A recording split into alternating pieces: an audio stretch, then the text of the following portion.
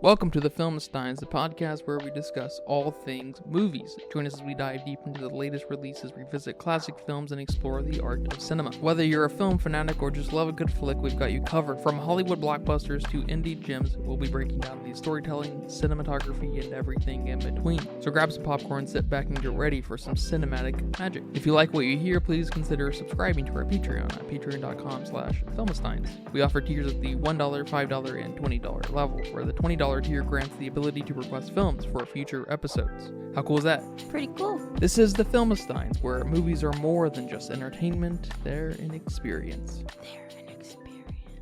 All around you. Well, welcome back to the Filmsteins. Probably the most special episode of the day. Oh, I don't know why I'm putting that there. Of the day. The season. Of the season. The jolly season. I am joined today by my movie watching friend. Lots of movie watching friend. 26 movies today we're talking about. Lucy. Yeah. Oh. Hello, everyone.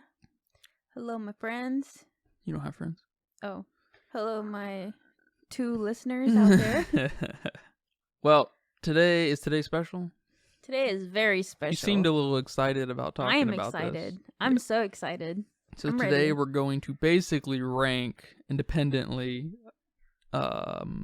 challenging each other's ranking two of the Pixar movies. The 26 Pixar movies between Toy Story and Lightyear? Yes. Yeah, okay. So those are the ones. Getting ready for, I guess, Elemental on some level. Is that coming out this year? I think there's two Pixar movies coming out this year. Elemental and Inside Out 2. Oh. Is that the other one? I'm not sure. So let's just kick it off. We're going to go. Do you have any first thoughts, first comments, questions, concerns you want to say to me right now before we start shouting? You want fighting words or you want peace words? I don't care. I don't know. I don't have anything. Okay, we're going to start with number 26 and work our way up or back to number 1. All right. The worst to the best. That's what we want. And say the number. Oh, I might have something, though. Some people don't say the number when they're doing some kind of ranking thing. You gotta say your number. You know, if you think this is number 5, you gotta say it's number 5 because you get lost in the conversation between, when you go back and forth. I do want to say real quick that I ranked these movies at first. I ranked them just out of feeling, whatever I thought, 1 through 26. Okay. Then I ranked them again, and maybe this second ranking, I can just tell you my best and worst if we want. It doesn't matter. I ranked them according to character development, the animation, the plot, the score, soundtrack, the dialogue, and this one's very important. Did it make me cry? What about scare you? No. None of these scared me except one, but that's a different story. And I ranked each one 1 to 5 in each of those categories. And it was surprising what I got doing that. Okay, so you tried to take some criteria measure and not... I was just curious about, feeling versus actually thinking about the movie. Cause okay. I don't know about you, but it's hard for me to... This was not hard to rank. No, I don't know about you, but it's hard for me to kind of analyze movies, or it's hard for me to analyze animated movies as well as I can non-animated movies. Mm-hmm. Yeah, I get that. So I wanted to kind of challenge myself and put some thought into these. I respect that. I feel like animated movies get a little bit of a pass because the animation is so slick in things like Pixar and some of these Sony movies and stuff when they're not actually very good. Yeah. And I hope, like the Despicable Me or movies or something, I hope people see the Puss in Boots movie and realize, wow, animated movies can be sort of deep. Yeah. So unlike 90% of your Pixar movies, which we'll see here. Because I'm going to say off the top that Pixar collectively is the most overrated collection of movies. Oh, man. Probably on the planet. I don't know. The only contender is really going to be Marvel. I don't know if Marvel, I don't know if people try to elevate Marvel over any thing of high quality. I don't know. I don't really know. You already started the fighting words. Yeah, man. I don't know. I think there's probably genuinely only 5 or 6 really great movies within the Pixar catalog out of the 26 that are there. All right, so how do you want to go? You want me to go first? Are you that curious, or do you want You know to go what? first? I think our worst movies are gonna align. Yeah, I'm curious. I'm curious where At we least start our- deviating. Yeah, or at least our like 3-4 worst movies. I think they'll align. They might. So You go might ahead. be surprised. So the worst movie. You want me to go first? Yes. The worst Pixar movie is A Bug's Life. I'm just kidding. I just kid. Let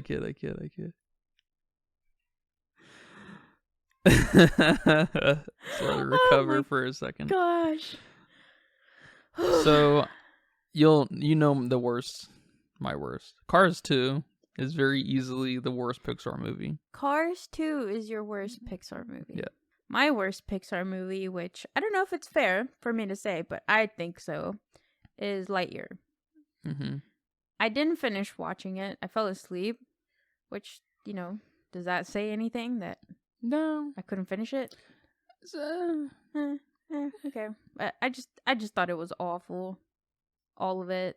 yeah, it's terrible. Pixar, Lightyear is, you gotta be suspicious when they don't release it in theaters, And Lightyear did not come to theaters. It's kind of like Peter Pan and some of these other, maybe Pinocchio last year. I'm not sure about Pinocchio. I don't keep up with Disney enough to really say, but it seems just the sending it straight to streaming service seems a little suspicious, especially coming out of a major movie producer like Disney. Right. So I'm like, I don't know about that. Yeah, the overall movie, the storyline, I didn't quite follow. The animation, Buzz just looked bad. He just looked bad. I don't know. Yep. Do you know the twist? No. That Zorg, is that his name? Yeah. Zorg is Buzz from the future. No. Still wouldn't have made it better. Yeah, the setup was pretty That's terrible. awful. All right, well. Do you have any questions for me on Cars 2, though? Or are we... That's pretty much a consensus. I'm sure Well, that's going to be your number 25. Yeah, my number 25 is Cars 2, so. Yeah, and my number 25 is Lightyear. So Yeah, they're indistinguishable from... Those two are very equally terrible. Yeah. I could wake up one day and say Lightyear's is the worst. Those are... Yeah, they're interchangeable. pretty much tied for me too. At least Cars 2, I stayed awake through the whole thing. That's funny. And that storyline was just awful. It was awful. It's like they didn't even try to write a decent storyline. You talk Cars 2? Cars 2, Cars yes. 2 felt like before Disney Plus, but it felt like a Disney Plus movie. Yeah. I feel like that would fit right in that pocket.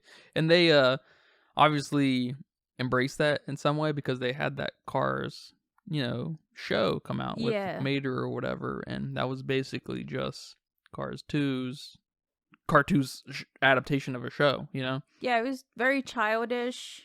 Unlike Cars stupid. 1 and 3, where they feel like proper sequels. Exactly. Or Cars 3 feels like a proper sequel to 1. Yeah, agree. So my number 24 is probably My 24? obvious. It might be A Good Dinosaur. Yeah, The that's Good my Dinosaur. 24. Yeah. The Good Dinosaur is better than when 5 years ago, I would have... When did it come out? Probably 5 or 6 years ago, right? I think longer. When it first came out, I was like, this is very easily the worst Pixar movie. But that was also before I saw Cars 2. And so I guess it was kind of still in my mind. But rewatching it here in the last year, it's not the worst thing I've ever seen in my life, but it's still terrible. I agree with you. The way the dad died doesn't make sense to me. They were just out walking and he slipped and then he just went off in the river. There was a storm. Like, I didn't understand what happened there.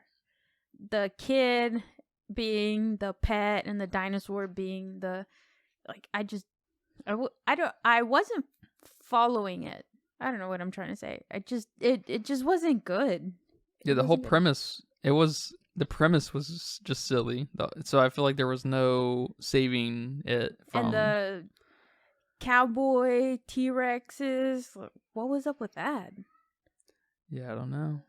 I was very confused on what they were doing with this film. Yeah, it's probably the Pixar movie that really tries to capture the little kid the most. The 3-year-old, the 2-year-old, this, because it's just dinosaurs and color, and because it's got the Good Dinosaur has I would say the least amount of talking, right? So it doesn't have any dialogue and proper story and character development. So that screams to me made for children. Yes. Like small children, not 7, 8-year-olds, but 2, 3, 4-year-olds. People who have, have no choice but to watch Cocomelon because they can't focus on other movies, which is a product of maybe modern society or whatever, but it's still, Good Dinosaur is also kind of a byproduct of that, and it just doesn't hold up in any cinematic way. Yeah, I mean, my 1-year-old nephew loves it. He likes the color. He likes the moving, Spot, I think that's his name, the little child thing. Yeah. Caveman child. He likes that. It moves around and is all creepy and shit. So that's enough said. Yeah, and I think that in itself is a problem it makes it a problem to appreciate this movie on any higher level, because if children of that age can appreciate it, it tells you there's nothing there. You know what I mean? Because you have to appreciate things. You really have to work for it. And Agreed. A 1-year-old is not working for that because they don't know how. But Disney knows that. Pixar knows that, right? So they're going to try to cater to that where they can. Yeah. That's fine. But the premise just doesn't hold up next to movies that have actual premise and story. So it's just by default kind of falls to the bottom. Not a terribly made movie like Cars 2 and Lightyear. Mm-hmm. That's why it's above the two. but it's still there. in that it's might be the helm of the ship, but it's still on the ship. That was your number 24? Yes. My number 23 is Onward. Really? Yeah. My number 23 is The Incredibles 2. Okay.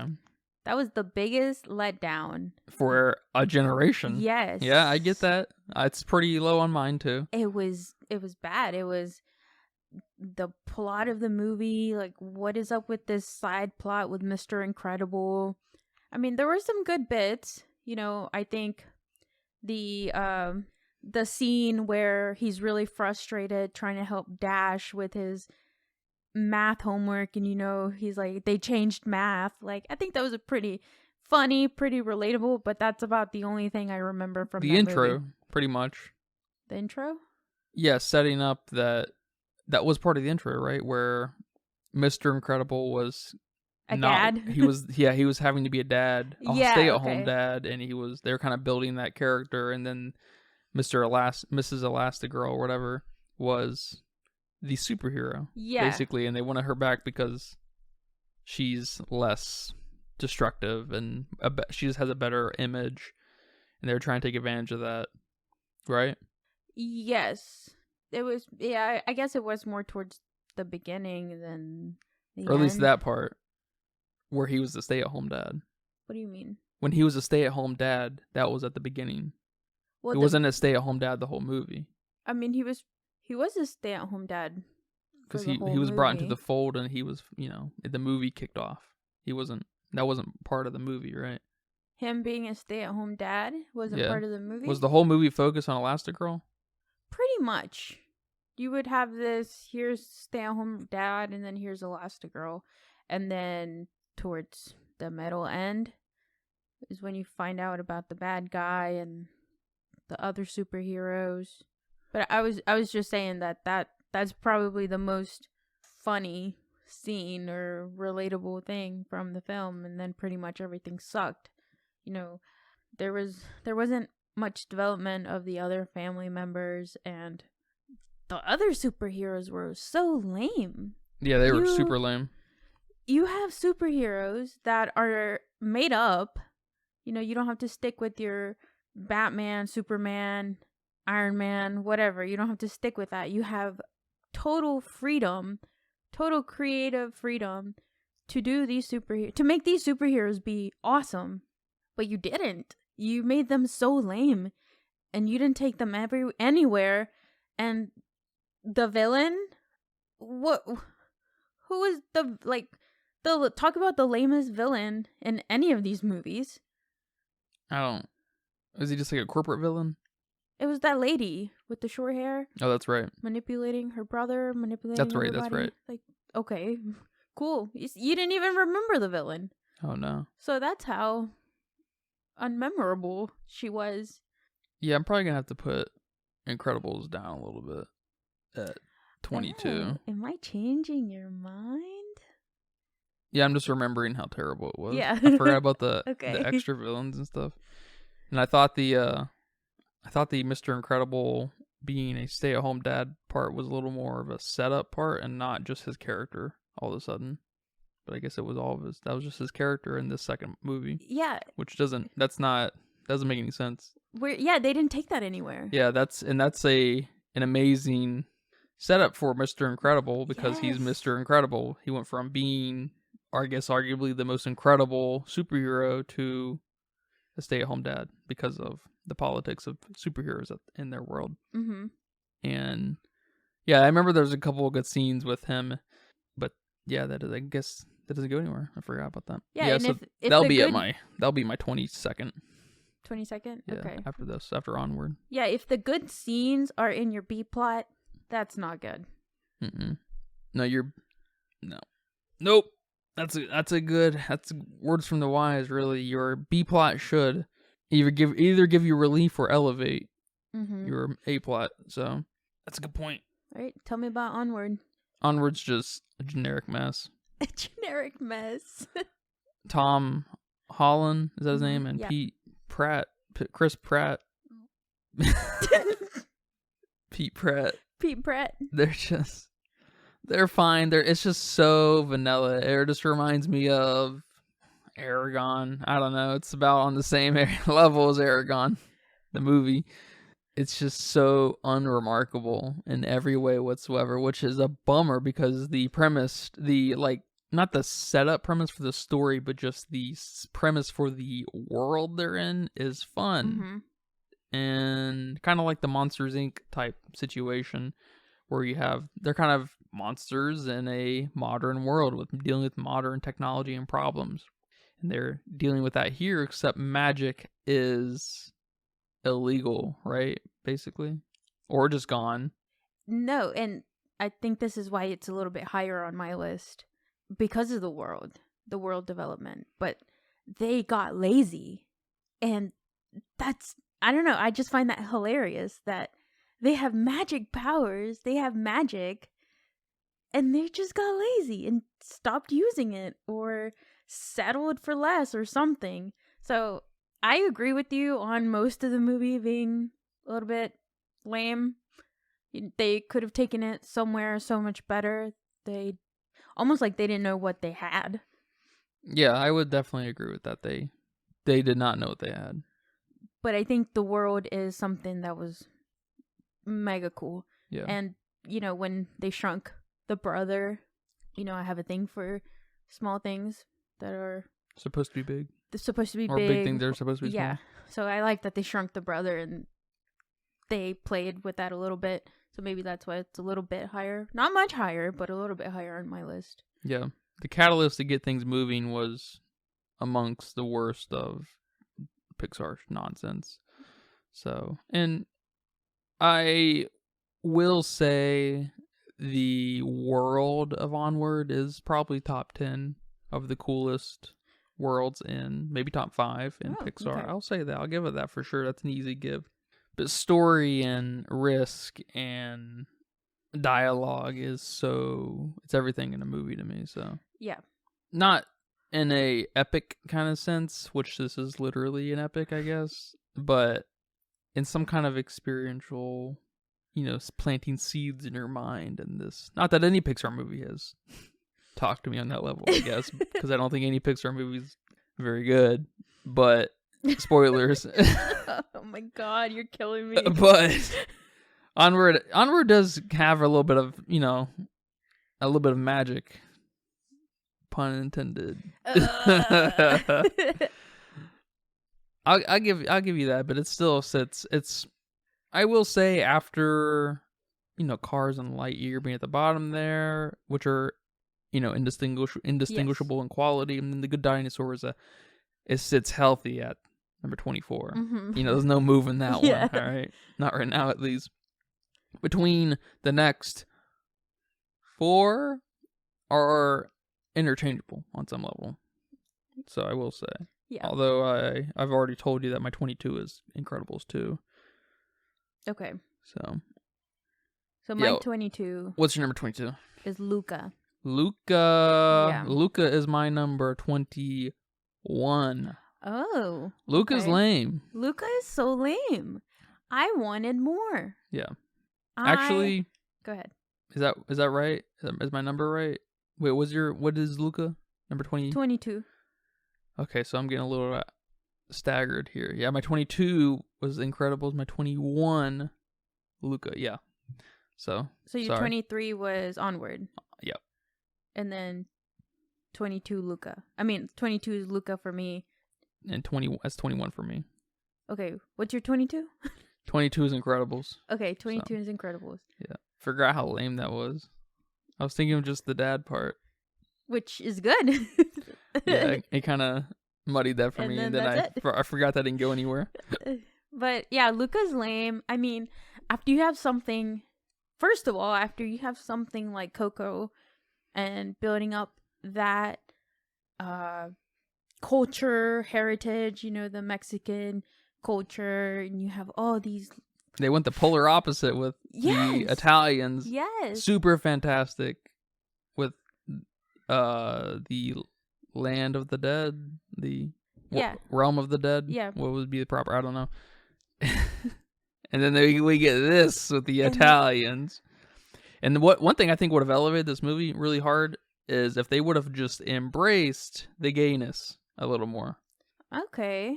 I feel like they missed that quite a bit, because we could have had maybe a little bit of a, what's that Timothy Chalamet movie? Good. Call Me by Your Name. Call Me by Your Name. Yeah. We could have maybe had something developed like that on some level. But this movie wasn't smart enough to go in that direction, and it was just a very nothing movie. Yeah. It ended up being a very nothing movie. I thought we were going to lean into that, and that had the potential to be very cute, but it went nowhere. Yeah, it was just bleh for me. It wasn't anything special.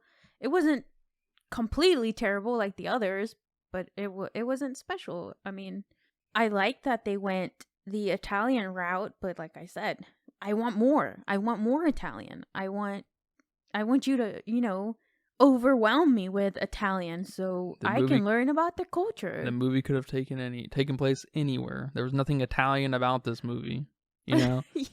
And Coco, well, good luck making that non-Mexican, Exactly. Yeah, I can't believe it. I can believe it, of course, because it's Pixar and they make trash, but it just, the potential just is constantly wasted. I can't believe how good Pixar is at wasting potential. And I don't know if that has to do with them hiring interns or just not caring about story and just totally focusing on animation. Is it one of these things like throughout the 80s and 90s, people who made video games were not designers or storytellers. They were all engineers and programmers. Mm-hmm. And so, with the exception of a handful like Final Fantasy and your Nintendo guys, or I should say Square Enix, or I guess at the time Squaresoft and Enix and Nintendo, and a few others, of course, your JRPG, pretty much your Japanese crowd were the storytellers, I guess, of the world. But you had programmers writing stories, people who are just not really trained in any capacity. You know, I feel like that's maybe we still are dealing with some of that today with these high end animation studios, because there's no denying that every single thing on this list is 10 out of 10 in animation. You know, style is one thing, but animation is just it's just not enough anymore. I don't know if it ever was. I don't think it was, you know, like, especially like looking back, like on A Bug's Life, don't want to get too ahead of myself, but A Bug's Life has kind of a great, it's not a super fleshed out and dynamic story, but it's a very serviceable, it has a lot of payoff, and it's one of probably the weaker animated, I think it's the second Pixar movie, right, made? Around there, yeah. It hasn't aged beautifully graphically, but it still stands up against almost all the others. Yes. Because of its story, you know, and its story's not even amazing, but it does speak for yourself. All right, that sounds like you're number one. But yeah, I mean, it just sucks, man, that things like Luca just like. Yeah, I agree. Is the next Pixar movie going to be called Nigel, and it's going to take place in Australia? But you know, there's nothing Australian about it. Maybe I'll watch it. For free. For free. All right, that was my number 21, right? No, we're on 22. So that was our 22. Next is 21. Okay, so Luca was my 21. So Luca what's your 21? My 21 is Brave. Brave? Yes. Yeah, Brave's not amazing. Brave is not amazing. There's some really cool things about Brave. Agreed, yes. Like all these. That's one of those milestones I feel like Pixar hit with some animation, including Hair, of course, and they knew that. Mm-hmm. And they knew that I Bet You Brave came out right around the same time Tangled did. Maybe a little bit later, like a year max. But they those studios had figured out how to animate Hair, and they were gonna shove it in your throat. Yep. They were gonna flex big time, and they did. The Brave girl looks amazing. I mean, and then the bears and the wolves. The bears, that's what amazing. I was going to bring amazing. up. Yeah. And the beards, amazing. Yes. And I feel like Brave's also one of the early Pixar, early in quotes, Pixar movies where we start to get a lot of texture in the world. Okay. A lot of foliage, like a lot of like actual leaves and grass, and then shit on shelves, and just like stuff within their quarters and everything, and I feel like Brave kind of sits comfortable in that. Yeah. That's why it's a little higher. That's pretty much why it's a little higher in mine, just because of the milestone nature of it. Okay. And I feel like the Nordic thing kind of speaks to me. See, that's where I put it a little bit lower, because I couldn't understand a lot of what they said without subtitles, which is not That's their fair. problem. No, that is their problem. They butchered. They butchered. They went on to butcher several languages, in the Scandinavian area. It's especially English, right? They completely fucked up English. So, thanks for that, you Nords. But I do agree. Merida looks Merida, amazing. That's her name. Yeah. Her hair looks amazing. I'm glad they have this wild, fiery, natural redhead. I loved it. I loved the bear, and especially big animals. I love big animals. So I'm glad the mom turned into the bear. I really like that. But that's it. That's all I liked. Okay, Merida is a princess and she doesn't want to get married, girl power, all that stuff. All right, seen it before. I like Mulan's version better. I mean, that was pretty much it. Yeah, Mulan's the king in that. Yeah. Which makes the remake just suck that much worse, because the original Mulan is just, or at least the Disney, I don't know if Mulan's a old school story or not, but the Disney animation is just peak Disney. Yeah. That 90s, man. They had some good stuff happen out of there. Yeah, I mean, I respect that. Brave being that low. So where are we at? Number 20. Number 20. So my number 20 is obviously Toy Story 4. Toy Story 4. Yeah, I wasn't sure where to place Toy Story 4. That might be one I would change. You'd make it lower? I'd make it lower. Yeah. Yeah, my number 20 is Onward. Okay, so we're pretty much still in the pocket there. Yeah. I mean, we basically covered Onward when you mentioned it in your number 20, whatever. Yep. But again, with the world, that's amazing. I don't know any of the mythical creatures' names, but I really like the tiger lady. What was she? She's got the wings. Yeah, I don't know what the name of it is. I can't remember. Yeah, I can't remember either, but I loved her. I love that she just owns a restaurant now and she's just stressed with the business of running a business. And then she gets her, she has to go save whoever she has to go save, and she gets free and she's like, oh my God, this is like who we're meant to be. Like, I like that. I like, the small, big thing. I like the dad. Although I'm a little, I don't know, I go back and forth with the dad being just pants. Like, the spell didn't finish, so the dad is just pants. Yeah, it's stupid. It's just stupid, but It's too stupid for me. I like that in the end, they were trying to get him, and, they only got him for like 2 seconds, which sucked, but that was a tear jerker for me. I didn't cry a lot But you like felt I did it. in some of the other movies, but I felt it, which if you're making me feel it, I give you points. And then I like that the main guy, I don't remember his name, the boy, Tom Holland plays him. Yeah, I don't remember. I like that when he was learning how to drive, he was scared to merge onto the freeway. And I don't think I was ever scared to merge into the freeway, but I know a lot of people are, even today, scared of driving in the freeway and the highway and stuff. So I just thought that was funny. I thought that was a funny bit to include. So it outweighed a lot of the other movies for me. Yeah. Those things. Okay, I get that. We can talk about Toy Story 4 when it pops up on yours and a little more in depth. I feel like that's what we've kind of been doing. Okay. So that's fine with me. So that was number 20. Number 19 is Monsters University. No.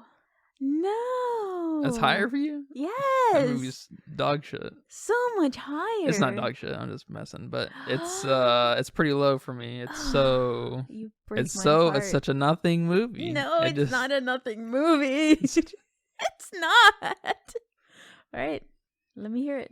We'll get to it when you. Oh, when I say it in mine? Yeah, we got a while. That's okay. It's up there. I'll just counter everything you have to say. Okay, my number 19 is Turning Red. Okay. I think the movie's cute, but that's it. It's just cute. There's nothing more for me there. Yeah. I like the panda, the red panda that she turns into. Yeah, it's cool. Very cool. But that's it. The mom in Brave turns into a bear. Okay, that's it. Yeah, I wish it's another one of those movies, kind of like Luca, where I wish they would have embraced the womanly thing a little more, because obviously, it's a Pixar adaptation of the movie Lady Bird, basically. Oh, I didn't know that. And I didn't see that. The panda obviously is representing on some level the period and puberty. It's red, for God's sake. Turning red. I don't know how more obvious you can get. I wish they would have just embraced. This is one of those situations where I wish we would have had that just badass dialogue between the mother and the kid about what comes with growing up and what it means, and like what kind of freedoms that gives you, and yes, how these decisions are gonna be hard. And I just wish we would have kind of got a real heart to heart between the characters, and it was just a romp between the mom and the kid. Like, the most we got out of that was the dad, which was a fun angle, but it's just not taking itself serious enough, I guess. But it's like trying to. It's, I don't know. I don't appreciate the tease that's happening, because we get that from a little bit from the dad. And I wish we could have just got that extra little bit, because we could have got also a deep dialogue between the little girl and the mom about how her mom was toxic as fuck. Yes. And they could have Yes. handled that really well, I think, and That's- they didn't. Turning what Red's I pretty was- low on me too, but that I think Turning Red's that next milestone of just the detailed environments of Yeah. Pixar movies, and it's really that's one reason it's kind of got it's a little higher on my list. Okay. 'Cause- Yeah, I completely agree with you. It's like so surface level, this dynamic between the mom and May. Is that her name? May? Oh, okay, yeah, Something, May. I wanted more. I wanted more of a connection. I mean, every young girl, when you hit puberty, you're obnoxious. You're going through all these changes, and especially, having something as crazy as bleeding all of a sudden, random, and you don't know what to do, and you have all these hormones, and now this is something you have to live with for a long time. You need those fights with your mom, and you need those hearts to hearts with your mom, and they just made those so surface levels. I wanted more. I wanted to cry. yeah. We should have had more time with them instead of her Yes. with her friends all the time. Yeah. Because, and I get they want to have that levity, and they do constantly. Especially, they literally do constantly. Because even when she's like at home without her friends, by herself in her room, she's breaking the bed or she's falling in the curtains. It's just like, and that's fine, but it's just kind of nonstop with the comedy in this Yeah. movie, and it's not Marvel-esque, but it is in that way. Just chill, let's get some Yes. seriousness, because you're hitting on a really amazing topic right now, and this is your chance, Disney, or Pixar, which is, I guess, Disney, your chance to create something really Profound for children. profound for children. And your obvious target audience are 11, 12, 13-year-old girls. So like, Mhm. this is your chance to really speak to them. And I got news for you. 10, 11, 12, 13-year-old girls are smart. They're ready. They're sponges. Yep. They're ready to take advice. They're ready to learn shit in a very serious way. Yeah. No, I mean, I agree, but even with the comedy, I mean, you have the scene where her mom is like, "Oh, you forgot these," and it's like her pads or tampons or whatever, and that's funny, but that's it. That's just funny. And Yeah. then the bit where her mom finds the drawings of these boys under the bed, and then she goes and confronts the boy that May had drawn, and she's like, "What do you want with my daughter?" And they're funny, they're embarrassing, they're hilarious, but that's it. That's why it's a little bit higher up in my list, because I do like some of that funny embarrassment that happens. But I do think this movie had so much potential Yeah. to speaking to those young girls. It also makes little girls look a little bad. Yeah. It doesn't justify, not that it needs to justify anything, but it doesn't do though that age any service. It makes them look just silly, and there's a very complicated thing happening in their mind at that moment. Mhm. Like, and I know it's just a dumb animated movie, but it feels like they could have made people feel not alone on some level. Yeah. And it's You're Pixar. You have that power. you really do. And not that they would do that a lot anywhere, but I feel like Pixar should start doing that, because they are always on, not always, but they often get right up to that point of saying something really profound and interesting, but they just never go the extra mile. They never go the artistic mile. They stop, like, story-wise at least. Because I hate to say it, but man, they can be the kings of animation, which they're not anymore, I will say. Yeah. But they're creating things, you'd think they'd want to create things that are timeless. And they're creating things that are just impressive at the very minute they come out with the animation. Yeah. Lady Bird's timeless. Will always be timeless. That will be a movie remembered in 100 years. Because it's so classy in how it handles a 16-year-old girl coming of age. or she's maybe 18 actually. I think she's going to college. It's that transition, so this one's kind of a little earlier than that, but it's awesome. Yeah. Timothée Chalamet is probably the weakest part of that movie, and he's great. But yeah, Turning Red's actually one of the few Pixar movies that I toss around in my head pretty constantly, and because unlike Luca would have still suffered from other shitty things, like not actually having a plot, if it embraced its gayness. Still would have been, it would have just embraced its gayness, and that would not have been enough. But this was so close to being really special. And if it would have had those monologues, those dialogues, I could have seen this movie reaching my top 5. Yeah, I pretty completely easily agree. Because it's like I said, it was one of those benchmark animated movies for Pixar, with especially texture in the world. So it speaks to me deeply on that level. And it's got fun variety and characters, and it's got that dad is always a fun angle, and her friends, and it's them trying to like make money at school, and they're into K-pop or whatever, or J-pop, whatever they're into. Or it's not even, I guess it's kind of like K-pop. I guess they're just white boys, aren't they? Yeah. But boy band. Some boy band, yeah. So yeah, I hate it for it. That's probably one of my harder ones it's one of the harder ones to sit with me, it's hard to place it that low, because I'm just like, because at first when I watched it, I was like 2.5, kind of thing, and then it was a 2 pretty much a couple days after, and then it's been reached down to 1.5 on my letterbox, and that's pretty much strictly because of animation. If everything was animated as well as a Pixar movie, and there was not just a difference in that realm, most of the Pixar movies would probably hit that 1 star out of 5 on my letterbox. Oh my gosh. I hate to say it, but nice.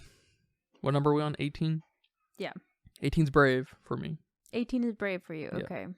And did I talk about Brave? You talked a bit about the yeah, I liked animation. What's her name? Maribella? Oh. Maribel? Merida. Maribella is from Encanto. That's Maribel. Maribel. Yeah, Merida. Merida. She's a fun character. I like her. It feels like it's been a minute, but in my mind's eye, there's a complete story happening there. It is kind of just a Mulan in Scandinavia. Yep. A little less ambitious too. No, there's no war, right? Yeah, I mean, it's basically just young men from other colonies. She doesn't want to marry anyone. And she don't want to marry anyone. Yeah, it's a little trite and everything. So it's fine. It's good. And her mom's kind of forcing her to pick someone. It's a little vanilla. It doesn't tease you with the things that Turning Red might, everything, but yeah, it's fine. Yeah. What's your number? My number 18 is, are you ready for this? Are you ready for this? Up. Up, yeah. Ups, yeah. Up. I will say these next 4 or 5 are the next set that are kind of hard, interchangeable with me, so. Yeah. Okay. Yeah, I agree. Yeah. Up is overrated. Up's probably the most overrated Pixar movie. Up is your favorite Pixar movie, you're boring. You are boring. And you have terrible taste. Yeah, Up is overrated. I think it's good. The first 15 minutes? The first 15 minutes. The first 15 minutes excellent. Are amazing storytelling. Maybe 10 out of 10 in some scenarios. Yes. It's got great setup with the boy, the old man living in this janky house, and modernity is growing up around him, and he's just not he can't let go of it. But I can't blame him. It's his fucking property, fuck them. Yeah. But it's good, and the balloons and like just the whole setup is so good, and then the moment they get to where they're going, it's just drops off the face of the planet. It sucks. Yes. I mean, to be honest, if the highs weren't as high at the first 15 minutes, I'd probably put Up in my bottom 5. That's how high the highs are. Agreed.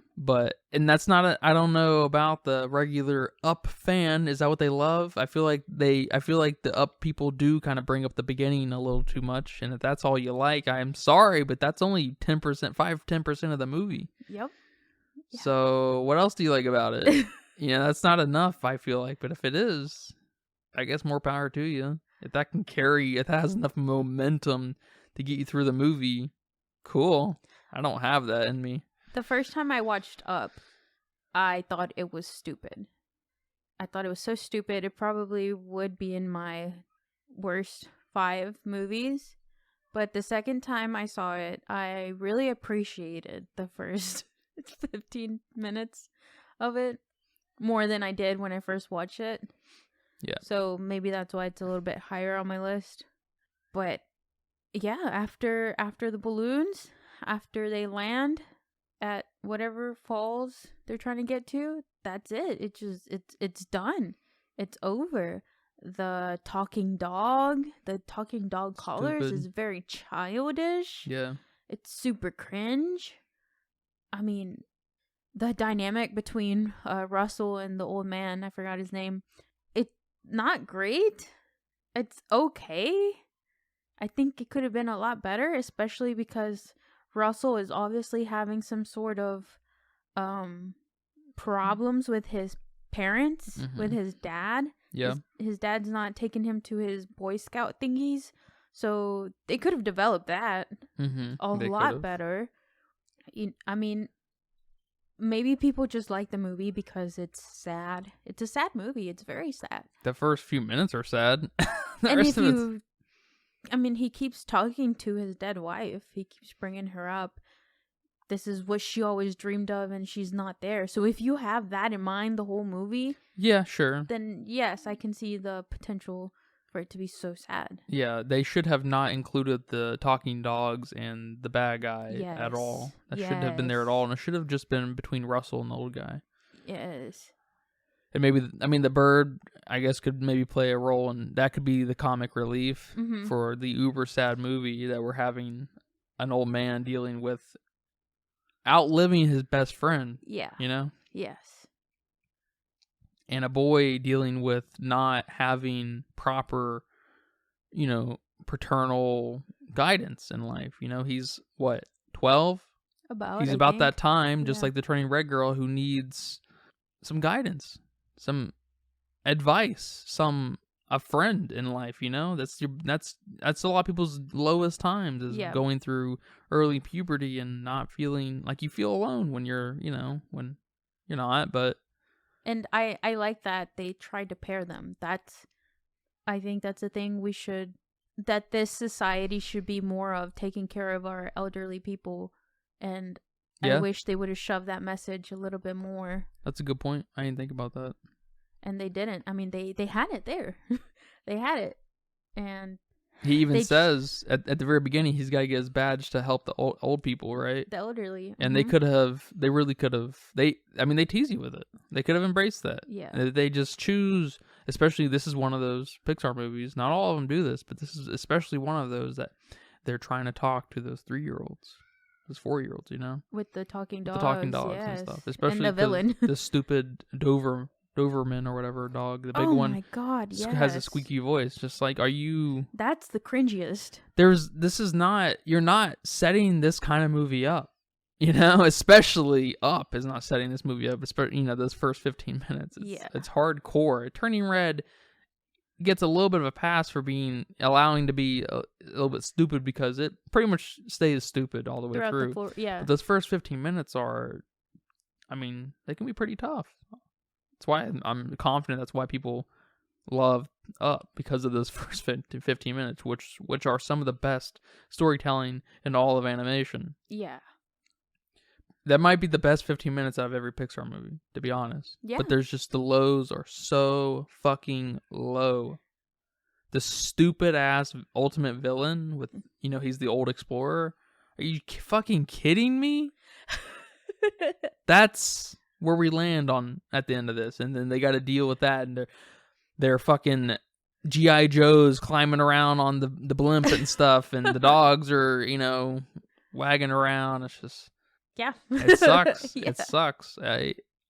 It's amazing. I forgot. I remembered at the time, of course, while watching them, but I forgot right now, and being reminded how much potential Pixar films have, and they don't go anywhere. Mm-hmm. And I know recently, Guillermo del Toro, the Pinocchio guy, recent Pinocchio movie, he's done some other stuff, right? Have you seen his other stuff? Pan's Labyrinth, Shape of Water, Cabinets. Well, yeah, he didn't Curiosity? make. He didn't just do that? He just. I think that's the only thing I've seen. You watched all those? No. Okay, yeah, those are fine. Couple. Those are fine. But the Pinocchio, which you watched, I think, a little bit, but more importantly, well, that's actually, I guess, the important point I'm going to bring up. But he did Shape of Water, which is a very great film, and Pan's Labyrinth, which is probably his most famous film, which I'm pretty sure has to do with growing up, actually, and through a really fantastical lens, which is what we'll get to, I think, if I remember correctly. But he recently said, here in the last 6 months or so, that he wants to change the perception of, animated movies, and that they can be for adults too. And I'm just like, yeah, but like, don't we already have that? And then you think about it a little more, that the best we have that on really is probably anime. Is animated stuff being for more adults, and adults as in not the squeaky dog, not the Marvel nonsense and stuff, actual conversations happening, not sex, blood, and whatever. You know what I mean? Yeah. Just actual themes that carry through a movie and are, people are written like fucking people. People talk like real people. I like it when people talk like they're real. That's cool. That's why Marriage Story is so famous, right? When I was editing one of the recent podcasts, we were talking about horror. Mm-hmm. And I was thinking, with the way I was saying the things I was saying in the podcast, this is real meta, right? Talking about other podcasts that we made. In the podcast. Ooh. I was thinking about A Marriage Story. Because I said sometimes yelling can be scary, I think. And A Marriage Story's got a lot of yelling. And I was just like, damn, that is low-key sort of a horror movie. Because it's about divorce. And it's got a lot of yelling. And it's got a kid involved, and the kid's being pulled back and forth. There's something deeply disturbing about that, right? And it's just unfortunate that Pixar has been in many positions to elevate animation, because I think Guillermo del Toro is on the right page. We don't have proper cinematic experiences through the animated lens that are serious and that tell real stories. We don't have very many. I challenge you to find 5. Anyone, send them to me in the mail. I'm just joking. No address. Filmesteins. At the Filmesteins at Gmail. Yeah, email. Filmestein at gmail.com. Send me an email of 5 high quality adult matter animated films that are not anime, because I do believe that's where that kind of lives, and I think that can be served in a different manner through a cinematic experience. Not better, not for me to say. That's for you to say. But there's so much wasted potential in so many Pixar movies, and I'm off my diatribe now. Thank you for listening. That was the end. That was the end. No, I completely agree with your statement. I think they have potential that they don't take because there are children involved. I don't know, because there are parents who are overprotective and overbearing, and just, the Karens of our society aren't going to accept it, and they want to actually make money, so they omit a lot of that adult real life content. Okay, but yeah, you can't be scared. You're starting it. Those 15 minutes of Up, you started it. Embrace it. Finish it. And I hate to say that. I mean, as much as I do like the new Mario movie, it doesn't help our case for wanting more serious animated films. But Guillermo del Toro says he wants to continue making animated films, for that matter, which is awesome. Which is dope. I hope we see them both. I feel like there's a lot of space for both, because there's simply just not enough animation out there anyways. So it's hard to really criticize it on a deep level because there's just not enough of it to, say we're missing it. Yeah. Because they're trying to, I guess at the end of the day, because there's so little, we got to speak to the lowest common denominator to make the money. So Yeah. hopefully things change. And I agree. We need both. Sometimes after watching a very deep movie that leaves me in an existential crisis, I need that Mario movie to lift me up a bit. So yeah, we need both. Yeah. I guess if you're just going to go down the Mario route, embrace the Mario route. That's probably, I guess, the problem with what I'm getting at with Pixar is they won't embrace their setup. Mm-hmm. They don't have an identity, I don't think, when it comes to theme and matter of content. Their identity is the quality of their animation, which they don't have anything to worry about. You know what I'm saying? Yes. And that's being challenged today. So where are you going to go, Pixar? Hate to say it, but the Mario movie looks just as good, if not better, than anything come out of Pixar. Yep. The Puss in Boots movie is very easily the most amazing animated movie ever fucking made. All right, who made that? Was that DreamWorks? Is that DreamWorks? I mean, Shrek is DreamWorks. I think so, yeah. And then, not to mention the Sony animated movies with Mitchell and the Machines and the Spider-Man movies. I mean, they helped pave the way for the new animation scene. So where are we at? Number 17? 17. Turning Red. Turning Red. 17. That's my number 17. So for 17, I have Toy Story 4. Yeah. I had no idea where to place this. It's a hard one to place. There's some cuteness happening, Yes. especially before they get to before they go on to the road trip, I guess. Like everything that has to do with Forky is actually pretty good. That's what I was going to say. Which doesn't make any fucking sense. We've had 3 Toy Story movies with these characters who are amazing in different ways, each character, right? But we neuter everyone except Woody. We give Bo Peep balls, all right? And then we introduce the most interesting new character ever to happen. And it's a fork. And it's a fucking spork with gum shoes. So, what? This is a mess, and I know there's an amazing 4 or 5 hour analysis of the movie that goes through every single second and talks about why it's so bad. He would probably put it at number 26. He thinks every single second of this movie is terrible. It's pretty amazing, actually. It's probably one of the most impressive analyses I've ever seen of anything ever made. It's amazing. And he deserves a PhD. Dead ass. I placed this movie a little higher than the rest. Although, again, I had no idea where to place it. I like Forky. I like that. I don't know. He just looks cool, I think. Sure.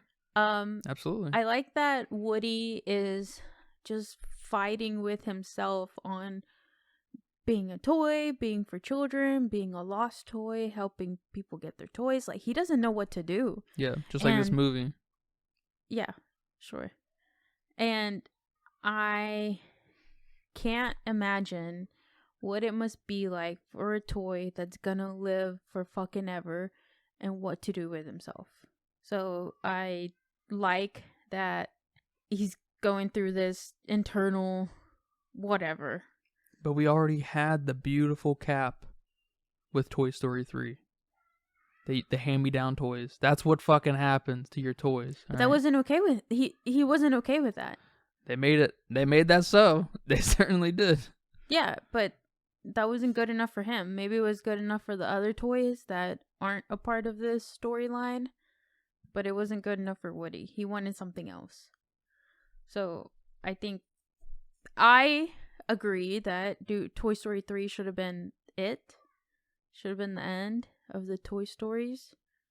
It would have been a beautiful ending. But I'm not mad that they did this. I'm not too mad. I'm offended. I like I like the end. I hate the end. Where they separate. Mm-hmm. And Buzz and Woody are like, all right, man. You're on your way. I'm on my way. Cool. Because they have been together for how many years? So many years. It's a new path. It's a new... Probably 14, 15 years, right? Yeah, and it's time for them to do something else. These toys are... Well, for... him and Buzz, Yeah. Yeah, and the others for... Since Andy was born, maybe. Probably, yeah. And, I mean, these toys are living forever. They need their new chapters. They need their new lives. So, I kind of like that.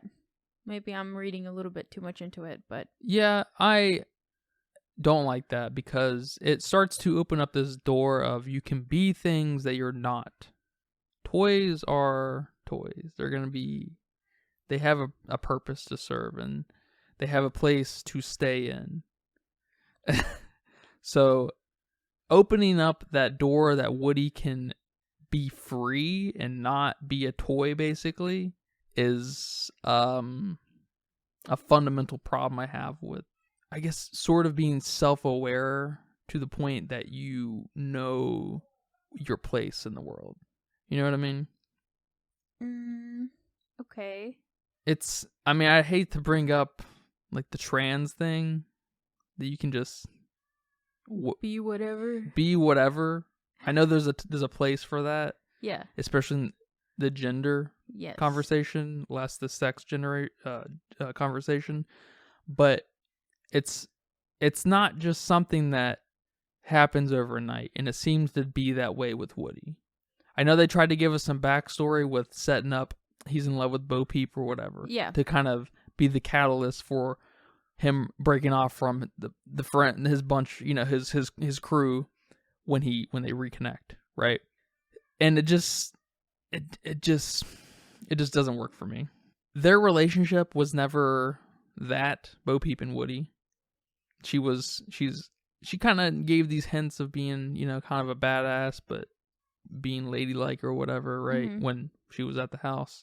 Right, if I remember correctly, or is that just a flashback that happens in the beginning of 4? I'm not sure.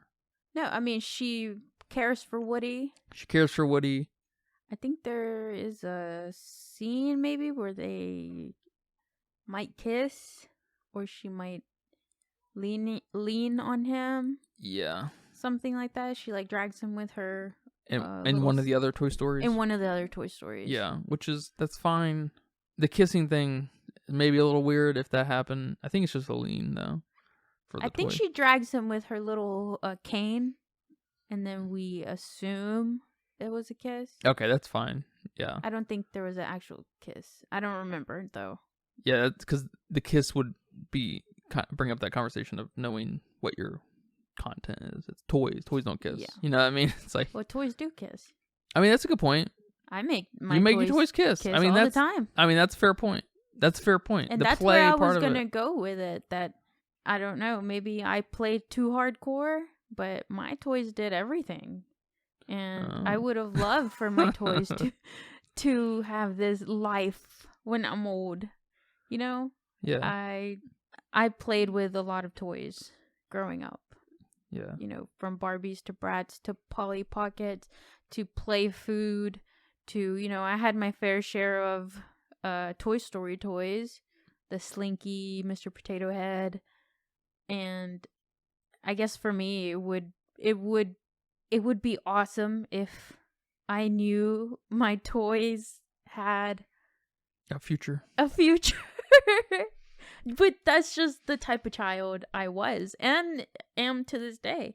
I give inanimate objects too much emotions. Well, so did the creators of Toy Story. So, that's my feelings on this. I liked it. I like that they did that. I like that Woody is gonna get to go on with Bo Peep. Let me tell you why I hate that end.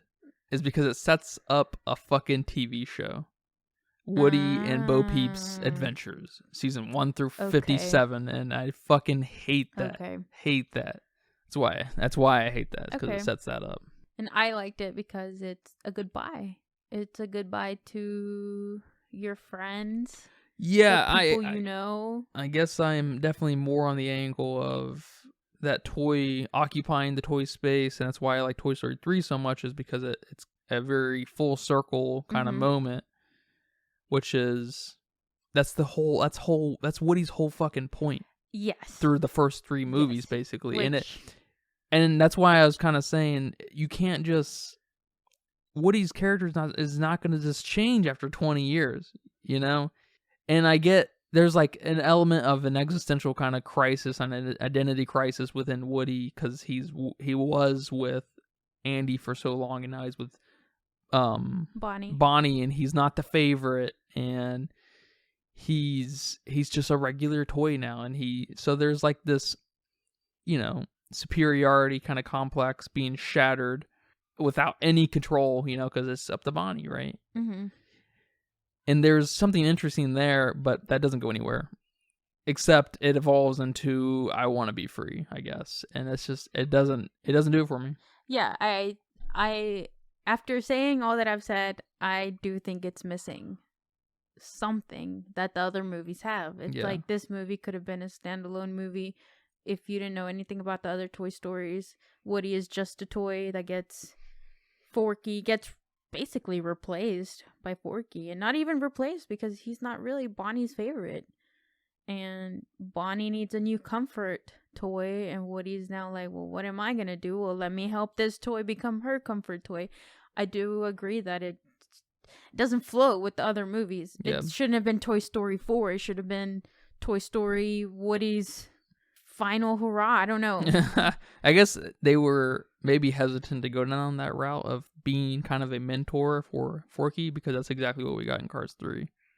That's true. So maybe they didn't want that kind of repetition. I don't know which one came first. I can't remember, but I think Cars 3 came out first, if I had to guess, but I'm not sure. Toy Story 4, what was it at for you? 17. 17, 21 for me, so really not that far apart. Yeah, but... even if I would have put in 21, I think Up was worse. So yeah, it would have been a little more interesting if Woody had these moments with Andy where he... With Andy? Mm-hmm, where he wanted more out of life than just to be Andy's toy. If they could have set that up that many years before, which would have been impossible, because, you know, I'm willing to bet people who worked on Toy Story 4 probably they were completely unrelated to people who worked on Toy Story 1 and 2. Yeah. I imagine there's like no overlap there because, you know, I mean, you can probably cut it from a few different ways, but it almost feels like they didn't watch the first 2 movies. Yeah. You know, and I get that's not like, we're not creating the cinematic world of Toy Story. You know, that's not the most important thing here. It's not the coherency and the continuity of it all is not what's important here, because it's not Marvel. We're not setting up this big ass thing or whatever. I don't know. Marvel has good continuity anyways. Something tells me it doesn't, but not the shit on Marvel on every episode. You found another way to bring Marvel in. Well, I wonder how we're going to bring in Harry Potter, because we bring that up quite a bit too. I don't even love Harry Potter that much, but we bring it up in every episode. I do. But it just I didn't realize it until I guess recently that the consistency of character is kind of important to me. Okay. Because it low key completely fucking stalls me when something's out of character. Okay. And, you know, the biggest offender in Toy Story 4 is obviously Buzz. Buzz got fucking wrecked in this movie. I think they do Buzz dirty in this movie and in other Toy Story movies. Maybe it's a progression that's happening there. Because, you know, of course, if you look at Toy Story 4 to 1, Buzz is completely, radically 2 different characters. Yep. But I don't know, maybe that's one reason. I mean, that's Buzz. Buzz's deconstruction of his identity is one of the greatest things that ever happened on television. You know what I mean? Yes. His existential, his literal existential yes. crisis is amazing. See, and they ran out of the gate with that, Pixar did. And that's just that's probably the most interesting thing we've ever gotten out of Pixar. And that was the very first fucking movie. Yeah. Was Buzz's breakdown. Yeah. It's amazing. Yeah. It's amazing. And that movie's like not even an hour long. It's a little bit more, I think. It's like an hour and 15 or something like that. Short ass movie too. Anyways, I've said enough about Toy Story 4, I think. Have I? Yes. Okay. What number are we on? Number 16. Inside Out. Inside Out is your number 16. Inside Out is the most trite ass movie I've ever seen in my life. It almost got lower. Okay. Yeah, I had trouble placing I had trouble placing Toy Story I had trouble placing the Toy Stories besides the first one. I just put them in 17, 16, and 15. Wow. They all got right next to each other. They all got right next to each other because I just did not know what to do with them. That's crazy. So 17 was Toy Story 4, which we just talked about. 16 for me is Toy Story 2. Inside Out is a little bit higher up for me, but 16 is Toy Story 2. Toy Story 2 was probably my favorite out of the Toy Stories until we saw it again recently, and I'm just like, I don't know what I was thinking. It's not bad, it's not bad. It's a decent sequel to Toy Story 1, and it's got some of my favorite scenes. Yeah, from that's probably the hallmark of this movie, is it's just independent scenes from one another. Yes, together, I don't know about that. There's probably 5 or 6 that are really excellent scenes, but they just don't. Yeah, there's not a lot of story happening here. Yeah, there's not a lot of story, and the bit with Woody and he's gonna be in a museum, I'm not sure what's going on with that, but the scene where Woody gets fixed by that old guy, talk Iconic. About beautiful.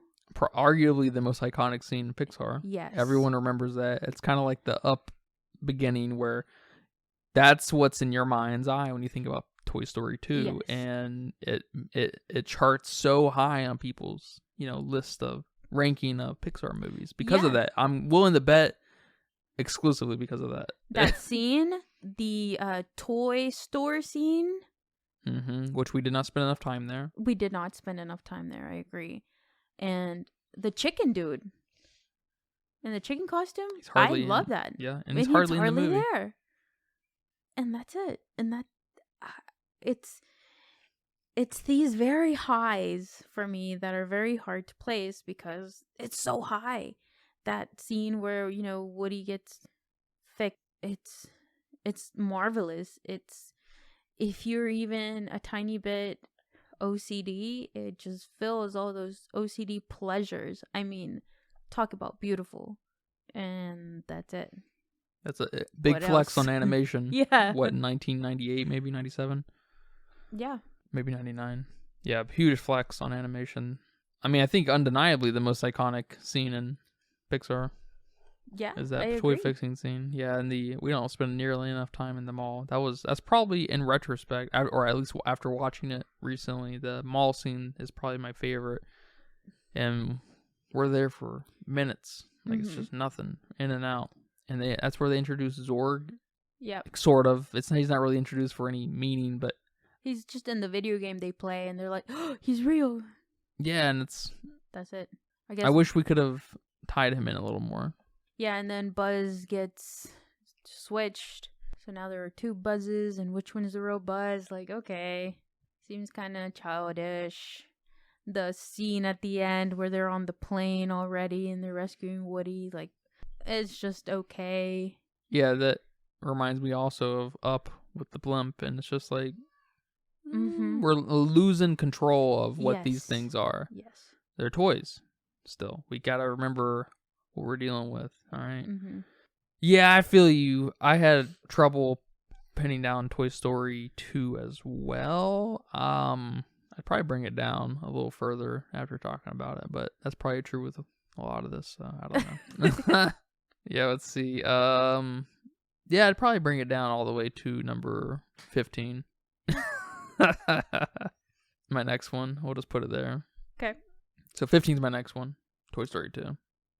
Toy Story 3 Toy Story 3 is my your next one. Yeah, you're wrong on this one.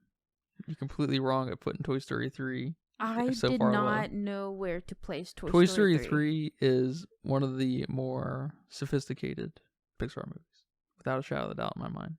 It's the only one that fully delivers. It's the only Pixar movie that fully delivers on its message. Yeah, I don't know. It gets a little ambitious, I will say. The garbage scene is obviously the shittiest part of the movie. Mm-hmm. It's the most trash part of the movie. I will say that, yeah. I think a little bit of the daycare scenes are also kind of trash. A little long, maybe. Yeah, just something about them I didn't quite like. Overdone. I can see that for sure. I can see maybe shaving off 15 minutes of here and there of that kind of stuff. Because I think if you have any brains, you will quickly put together what's happening here at the daycare. We've got rejected toys, donated toys, right? Mm-hmm. And they don't really themselves don't really have purpose all of a sudden, right? And they're having to face this. And then there's this whole totalitarian thing involved here, which is kind of neat. Yep. That you could imagine happening in this scenario with just a whole smorgasbord of different toys, right? And it's cool that it's a fucking bear. A bear that smells like strawberries. That's fun. Yeah. But he's very serious. He's not like that stupid ass dog from Up, right? He's kind of the opposite. He looks friendly, right? At first he feels kind of friendly, like a nice sheriff in town and whatever. But then when you get to know him and see who's, really pulling the strings here, he's pretty scary. Unlike the dog where he looks scary because he's a Doberman, but he sounds, which is arguably the most important thing about how you kind of build an image of person, right? Ironically, right? I think it's the way someone speaks, the way the cadence of their voice is probably the main thing is gonna really stick in your mind about an individual, right? Mm-hmm.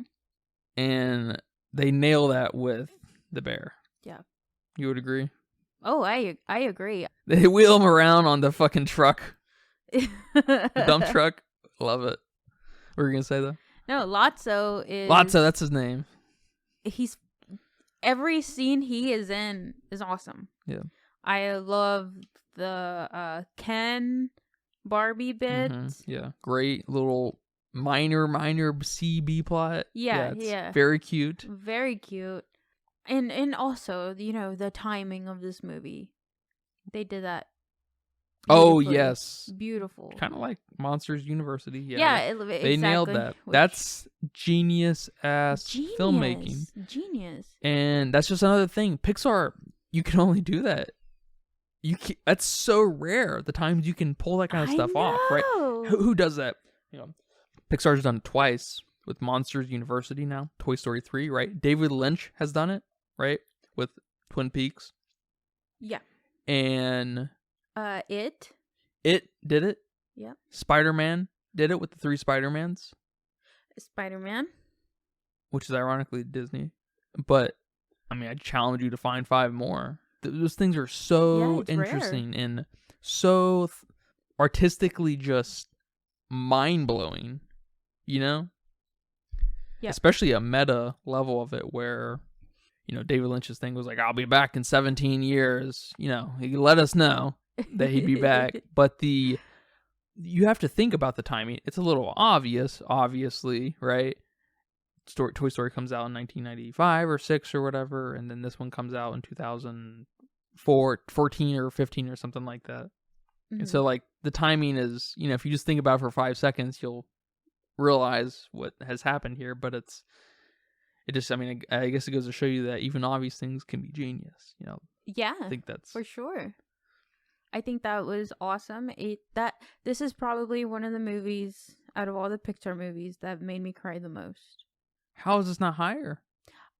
I'm telling you, I did not know where to place these. I just couldn't. Okay. Don't take the Toy Story 3, maybe Toy Story 2. I'm not sure about that one, but definitely Toy Story 3. I did not know where to place it. Now thinking about it, I should have ranked it higher. Why is Inside Out higher than this? What? I don't know. But, I mean, yeah. Yeah. That's fine. It's not something I'm going to stand here and put my foot down that it's number 15. Good to hear that. No. Good to hear that. Because it does have some amazing things in it. I love that at the end, Lotso gets put on that 18-wheeler, like the front part of it, the grill part of it. That was awesome, yeah. That was awesome.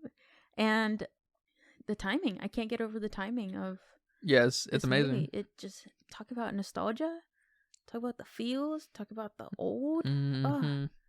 So, yeah, this movie I should have ranked higher. Where? Yeah. I don't know. So it's staying at 15. That's fine. Another, I guess, to kind of pull off your timing, Andy growing up, I guess not just the timing for us, but Andy actually grew up. Yeah. And he's not having, but he is having to face these questions. What do I do with this stuff that I love, that I have loved for 2 decades? And it's just undeniably familiar. Everyone, especially in a country where you can have lots of toys and you go to school and have friends and you grow up and you can go to college and things like that, you're going to face these questions. You know, everyone, I don't know about you, but I would be willing to bet everyone has had to face the question of, what do I do with these toys that are just not for my age? Yeah. You know, we've all, I'm sure you can find instances in everyone's life playing with toys, in quotes, toys that were not, and it's supposed to be played, in quotes, supposed to be played by a 16-year-old or whatever, Yeah. It speaks on such a insecure and primitive level, an inevitable level of growing up, that it's I guess it's the opposite of what happened in Turning Red. Is this kind of thing is timeless, especially if you can group up Toy Story 1 and 3. 2 is not so important to the overarching plot of Andy. It's more about Woody, obviously, having to realize that no, Andy is actually his whole life, which makes Toy Story 4 look, silly. But Toy Story 4 also happened after Woody having to deal with Andy growing up. And so there's something interesting there, no doubt. And I think it's just handled poorly in Toy Story 4. And like I said, that video, man, he goes into how bad the filmmaking actually is of it, which is crazy because it's animated and everything is curated to a very specific thing, to happen. It's nuts. I guess you won't sit through that 4-hour video probably, but maybe watching the first 10 minutes and it will blow your mind. It's nuts. It's nuts. I'll think about it. I'm sure you can find that in so many animated movies because, whatever. But I'm glad to hear you're willing to move Toy Story 3 around. Yeah. I'm glad to hear that. So what number was that? That was 15. 15? I didn't tell you my 15, did I? You said you moved Toy Story 2 there? Is that what you said? Oh, I did, didn't I? Yeah. Toy Story 2 became my 15. Okay, so now I'm moving it up. I'm going to pause it. All right. My number 14 is Finding Dory. What? Just another vanilla movie. It serves its purpose. It's serviceable. I mean, it delivers, but it's got nothing on Finding Nemo. Yeah, my number 13 is Finding Dory. Okay, so we're right in the pocket. Yeah, my number 14 is Inside Out. Okay. So, I don't know if we covered Inside Out. No. But it's cute. I like the idea of these emotions. And especially being at that age, I think it's hard to place a name to your emotions. I mean, even now, a lot of adults have a very hard time placing a name to their emotions. Yeah, most people's emotions don't grow up. Yeah, and I mean, I've been through therapy. One of the first things they give you is an emotion wheel. so you can learn how to place your emotions. And in that emotion wheel, they give you an emotion like anger. Okay, that's an emotion. It's an extreme emotion. Yeah, it's an emotion that we often feel, but past anger, they give you more specific types of anger. Are you irritated? Are you disturbed? Are you, anxious? So it lets you place a big category of emotion, and then you can further it to make it more specific, I guess. Yeah. But I think this is why I like this movie. I think this is why it's a cute movie, because I like placing names to emotions because it helps you get your shit together. I do too. I just feel like it doesn't go anywhere. Yes. We get two of the most boring emotions out there. Happy we get joy. and Yeah. sadness. Happy? Is that what it is? Joy. It's joy. Joy and sadness. Joy and sadness. Yes. It doesn't get any more boring than that. And I get we are dealing with a young adolescent girl who, well, she's full of different emotions. And I get they play up the permutations of the emotions, the combinations of the 6 or whatever, the 5 or 6 that there are. But they don't take it anywhere. I'm not sure how long we spend in the cabin of emotions, but like the characters, but yeah. Joy immediately, or at least it feels like in my mind's eye, it goes on a quest to find sadness or to find the core memories or whatever. Yeah. And it's just like, what is this movie? Like, it's a nothing movie. It doesn't go anywhere. I wish they would have developed some of the other emotions, because you're right, joy and sadness are some of the worst emotions. What was the girl's name? I don't remember. Well, I wish they would have developed her a little bit more. She was dealing with moving. Yeah. Were her parents divorcing? No, they were just moving. Separating. But that's catastrophic for a modern little kid moving. What was she, 13? Yeah, around. She's going through puberty. you know, she probably had a boyfriend. That would, or at least she didn't. They could have maybe played into that, having like a little boyfriend, or her friends that she's had. Maybe she's had lifelong friends. We don't know anything about the girl. Yeah. And I hate to say it, but these emotions they're completely pointless without her. You know, these aren't characters. You know, it's kind of like the toy thing over and over again, right? There needs to be these emotions need to know their fucking place. They're not independent little things going around in your head, right? They're not little symbiotes in their own. I think that's the point. I think the point is that this girl needs to, which I agree, we need to have more of her, but she's just a kid that only knows those 5 emotions. She hasn't gotten a developed emotion wheel. She only knows these 4 emotions, doesn't know how to combine them, hasn't learned that yet, and that's what this is trying to teach her. Because I think they picked joy and sadness for a specific reason, to be the main 2 emotions. As a kid, you mainly experience happiness or sadness. And, you get sprinkles of anger, you get sprinkles of guilt. That's, I think, even one of the more difficult emotions for kids to feel. Anger is probably like the 3rd one, and disgust, is that the other emotion? Maybe And I feel like they should have developed them a little further, because kids are angry, man. Kids are angry. Kids are rough. Anger should have been up there with joy and sadness. Anger is more important than sadness. Oh, yeah. Yes.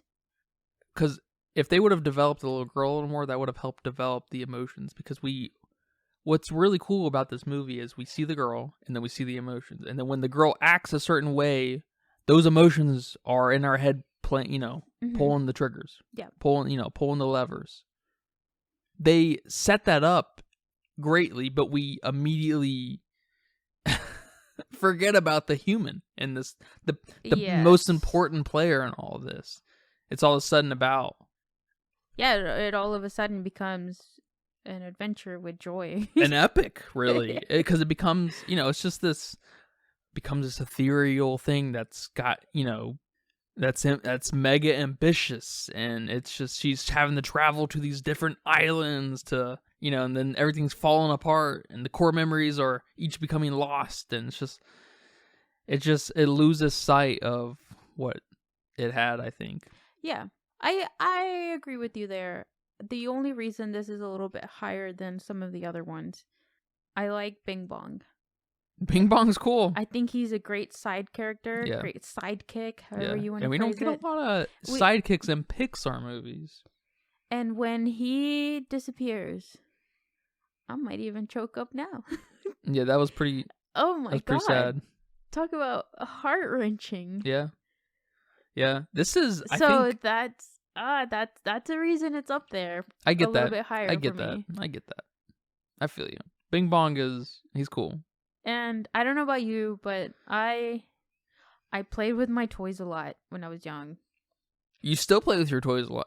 Yeah, I still play with my toys. Not just I took them everywhere. I took them in the car. I took them to take a bath. I took them to the bed. If one wasn't facing whatever we were doing, me and the other toys, whatever we were doing, if one of them was turned away, I had to go turn him, the way to look. If I was watching something like, scary or some two characters kissing on the screen, I'd turn him away so we wouldn't see. Cycle out the toys, make sure one wasn't getting left behind. I didn't do the imaginary friend thing, but I didn't either. That's low-key psychotic, but but the toys were my kind of imaginary friends. Mm-hmm. Yeah, they're arguably not any different from one another. Yeah. Imaginary friends and toys being that friend. Yeah. And I played with my toys a little longer than I probably should have. No, you didn't. You good. Yeah. It's like 12, 13, I stopped playing with toys. That's fine. And none of my friends were. No, they were. I don't know, man. They weren't admitting it. They weren't. No, I promise you. Well, yeah, you're a little more open in that way, I will say. Okay. But there was something in their life that they would not let go, in quotes, to their childhood like that. Yeah. Absolutely. And that's what I was saying earlier, is there's something for everyone. Yeah. There really is. So I guess with Bing Bong, that was, he was her imaginary friend. But I had my one toy or my one whatever that I just held on to. Yeah. And you gave it so much emotion. You gave it your everything. Like, you would talk to it. You would hug it when, my mom would make me angry or make me cry. Yeah. I will hug my toy. I was, Yeah, it's amazing that even as a child you can put that much power into something. It's kind of really sad that we lose that ability for something to inspire us. Like it's because it demonstrates this artifice of inspiration and willpower and comfort, right? In an innocent kind of way, which is really amazing. But it's like almost like we almost emotionally forget that we have that ability to put that on other stuff after we grow up. Like we have the power to not feel bad about whatever, but we as a child, we put that comfort and ability to comfort us in something that's not, in real quotes, not alive or whatever. Mm-hmm. But it's almost like, maybe your life doesn't demand it. I don't know. I think it does. I think everyone's life does demand, some kind of comfort like that. Maybe people's beds are the comfort now. My bed and my cat. The depression blanket. My depression blanket, yeah. Yeah, cats and animals, they kind of fill that void on some level. Yeah. But you rely on them for them to comfort you on some level because they're alive and they can headbutt you and they can purr and stuff. Mm-hmm. Why do we lose sight of putting that power in something that's inanimate, you know? Which is why it's so sad that Bing Bong disappears. It's kind of even more amazing when I say that, to have the straight up imaginary friend where it's just completely invisible. You know, there's nothing real about it at all except the imagination. You know, I guess with the toy you at least have the representation. But yeah, no, I feel that. And there's I wish they could have played that up a little bit more in the kid, you know, from a point of like growing up in quotes. Because it had no influence on her, right? I don't think there was anything consequential about it. Yeah, it would have been disturbing or eerie if we would have seen whatever she was doing when that happened, when Bing Bong disappeared. How sick would it have been to have these dueling stories? That would have been awesome. We had Bing Bong messing around with joy or sadness or whatever the difference would have been in this other story, and then I'm just gonna call her Reagan. I want to call her Reagan. The little kid. That sounds right, doesn't it? Riley. Okay. Yes. Nice. I was close. I was with the R. Yeah. It would have been awesome to have. It's just the potential there. What other Pixar movie, you know, demands this, or, you know, has this kind of potential to have dueling stories, you know? Mm-hmm. One story happening in quotes real life, and then the other one's like this kind of weird internal representation of what's happening in the real world. Yeah. And so maybe there's some repetition there, but there's nothing wrong with repetition in cinema, you know? That's what it's all cinema is repeating shit. Yep.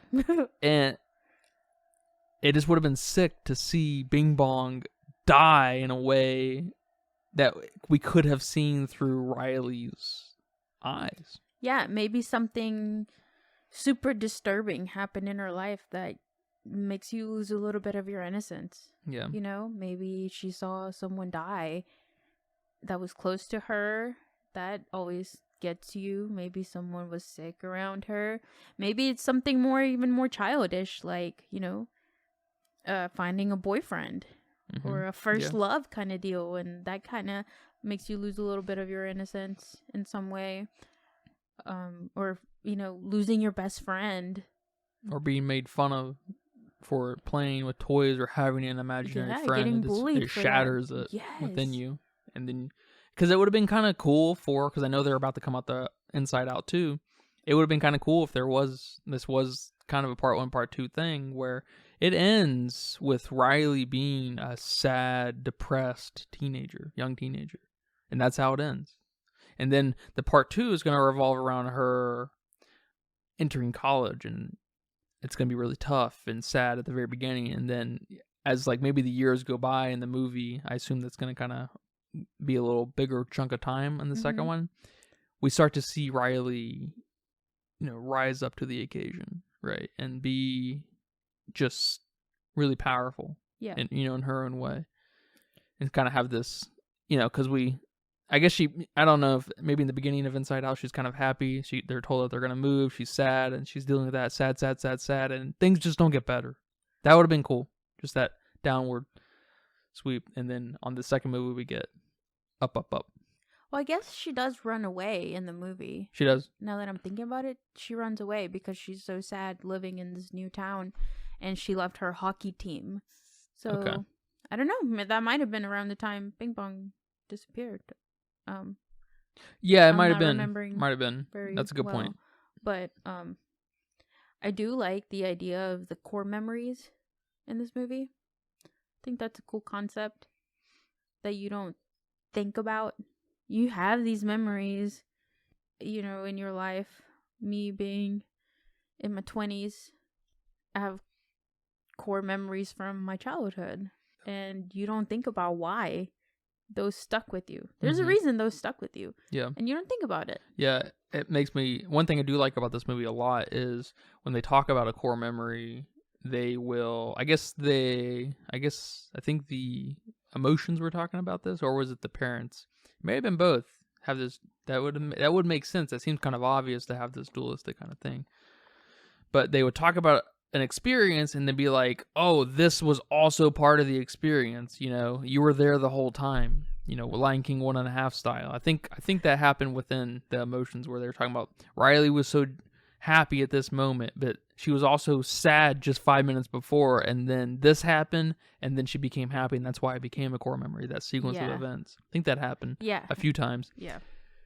And that's, see, that kind of shit just begs to have the dualistic story. Like, and I know they kind of do. They just tease it, just like every fucking thing else. They just tease it right in front of you. And we end up just having this epic adventure with joy and sadness, trying to save her ass, and Bing Bong dying. And which I do like how sadness is so depressed. I like how they did that. It reminds me of that depressed star thing in Mario. Yeah. Not quite the same. One's just creepier and sadness is just depressed. But I like that. Yeah. I don't think they did that with the other ones. Like they made her like move slow and then just be a bummer, and everything she touched would just turn sad. Yeah. They're like, stop touching stuff, sadness. Like I love that. Yeah, no, absolutely. She definitely had the most amount of character. Yeah, ultimately, because like anger wasn't always anger, disgust wasn't always disgust. I think there was also like anxiety or whatever. It was fear. Disgust.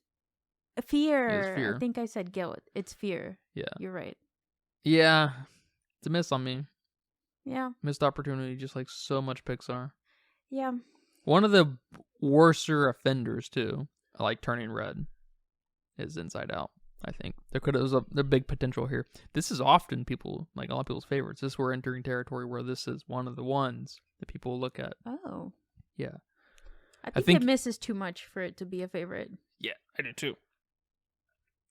I guess Up is also maybe the first we covered that is in that echelon. Mm-hmm. I'm not sure if Up is anyone's favorite,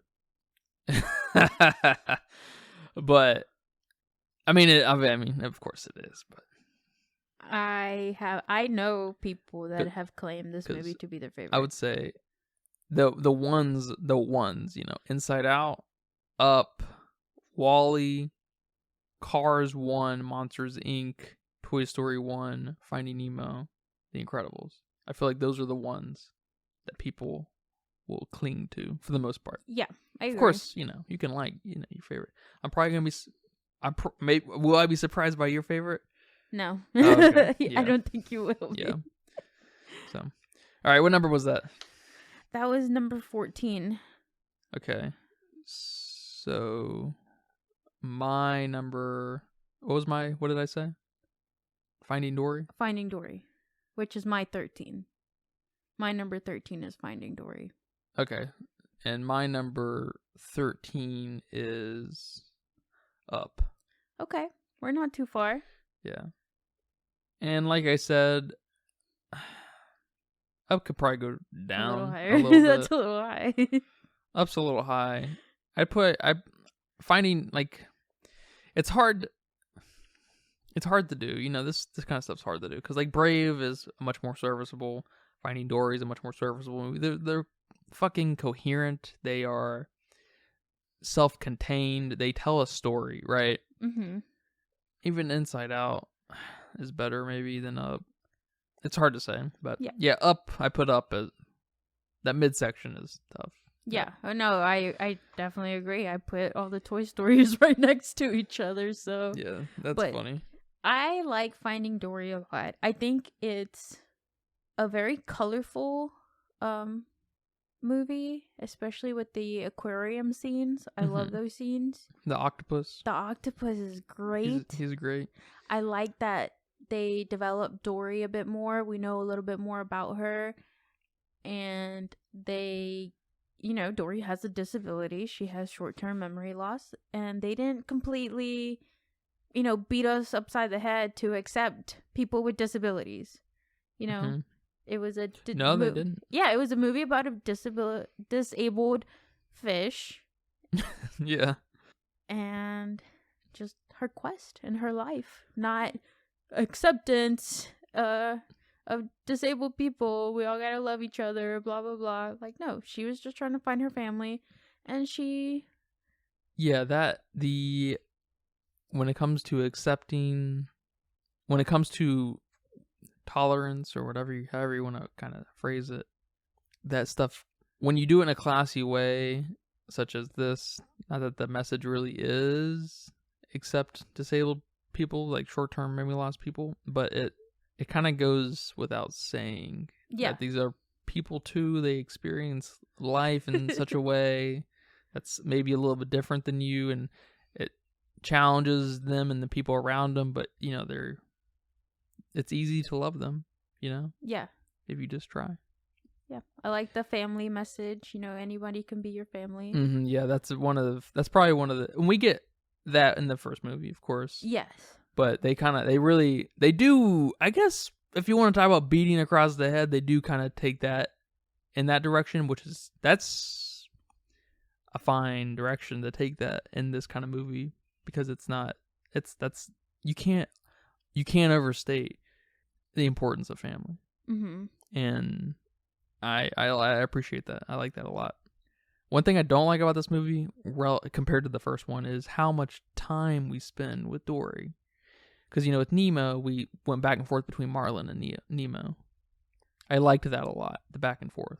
In this, we spend most of our time with Dory, which is fine, but it just, I like the dueling stories almost on some level. And we get a little bit of that, but you're right, we don't have enough. Because Marlin kind of just shows up at some point. Yeah, I mean, we do get... And I hate the end. I hate the end. Which part? When they're in the cars, the driving. Okay. I mean, it's cute, it's fun, but it's know your fucking place, you're fish. All right, it's the same fucking thing. You're fish. Liked it. It's cute. I liked it a lot. What stops them? The penguins or the otters? What is it? Oh yeah, it's cute. It was the otters. Yeah, I liked it. It could have been in the realm of Up with the cringe dogs, talking dogs. You know, something as crazy as nothing, not fish. Even close though. Yeah, yeah, something crazy as a fish driving a truck to save the fish that are in the back of the truck, and an octopus driving. But I liked it a lot. I think they did it well, and they made it fun. They made it fun and cute. They did it as well as they possibly could have. I liked it. It's not terrible filmmaking. It's not terrible in any way whatsoever. It's just a little too stupid for me. Yeah. But it's not like the Up thing. The Up thing is completely inexcusable, and who fucking made this decision? That was a problem. This was not a problem, and not to mention it was only like the last 10 minutes. Yeah. I like that they also gave us a little bit on Dory and her family. Her what? How she knew how to speak whale because of her friend that was a whale. Oh yeah. And then how she knew how to read in the first Nemo movie. Yeah. Because she lived in an aquarium and could read signs, and so that was cool. I like that. I like that they do that. Yeah, I have to agree. That's pretty slick. They handled that, and she wasn't this. That reminds me of the Han Solo thing where they just introduce all this, you know, because Han Solo is not really a character. He is just his ship. He is just the Chewie dude. He is just the gun, whatever, you know. Mm-hmm. And then they introduce one bit at a time in the movie, and the movie's actually decent. Mm-hmm. It's definitely better than, you know, the most recent Star Wars movies, but it kind of, you saying that reminds me of that a little bit, but I like it more here. Finding Dory is much better than the Solo movie. Finding Dory is better than Star Wars, just saying. I agree with that. So what number are we on? We're on number 12. And what did I say what did I say? Up? Is that what I said? Is that what you said? Yeah, I think so. So my number 12 is Ratatouille. That's my number 12. How about that? Wow, okay. How about that? Ratatouille is an interesting movie. It's probably the most boring Pixar movie. No, it's not boring. It's cute, but it serves.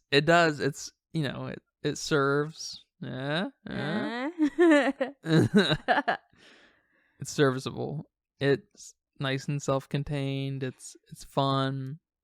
It reminds me of Flushed Away. No! Get out of here.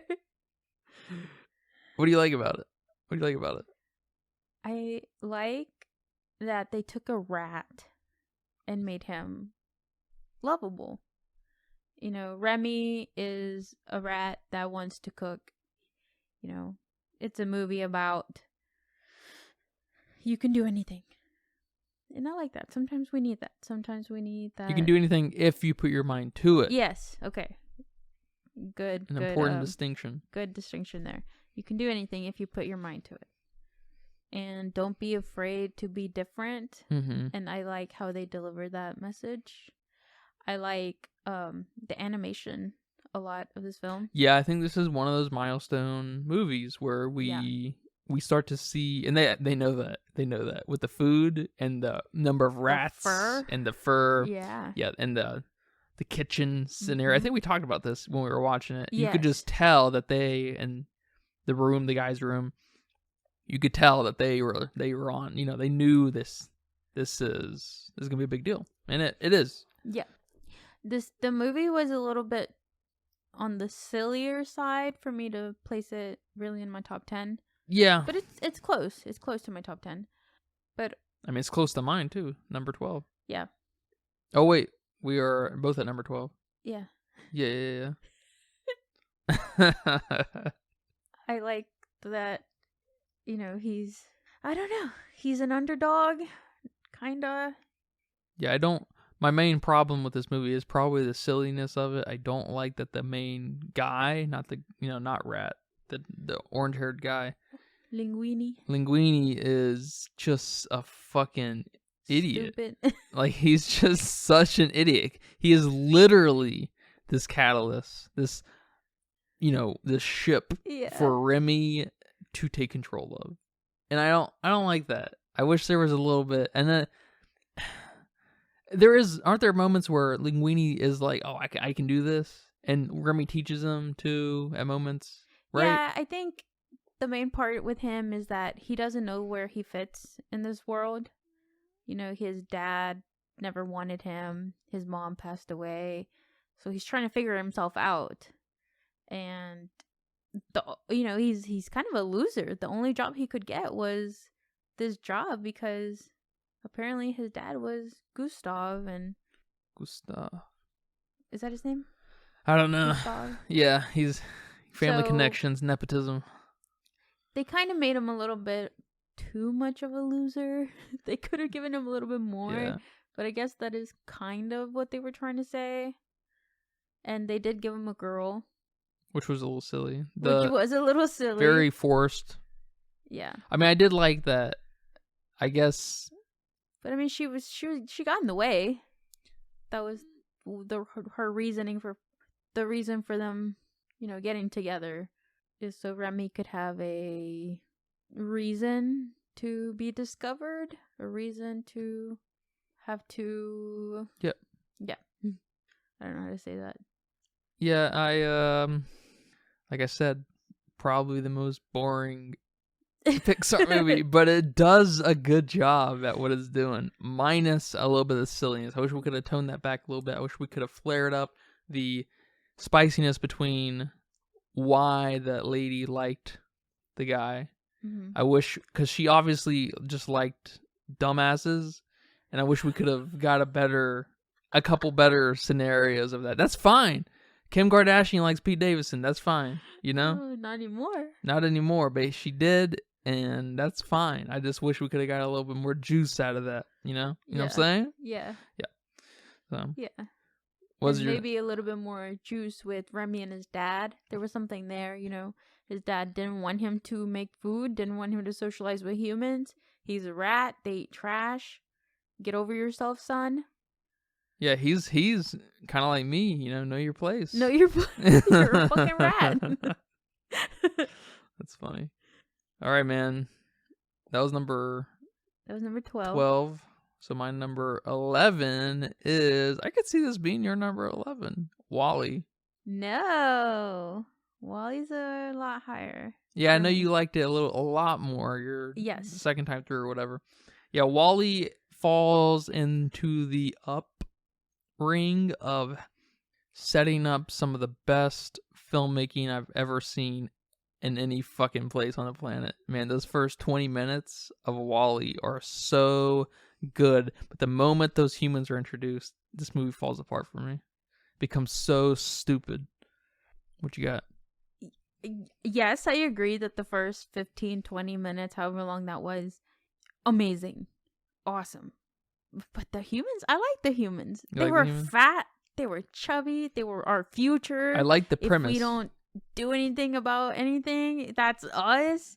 I like how, silly they made them and potentially real they made them. Sure.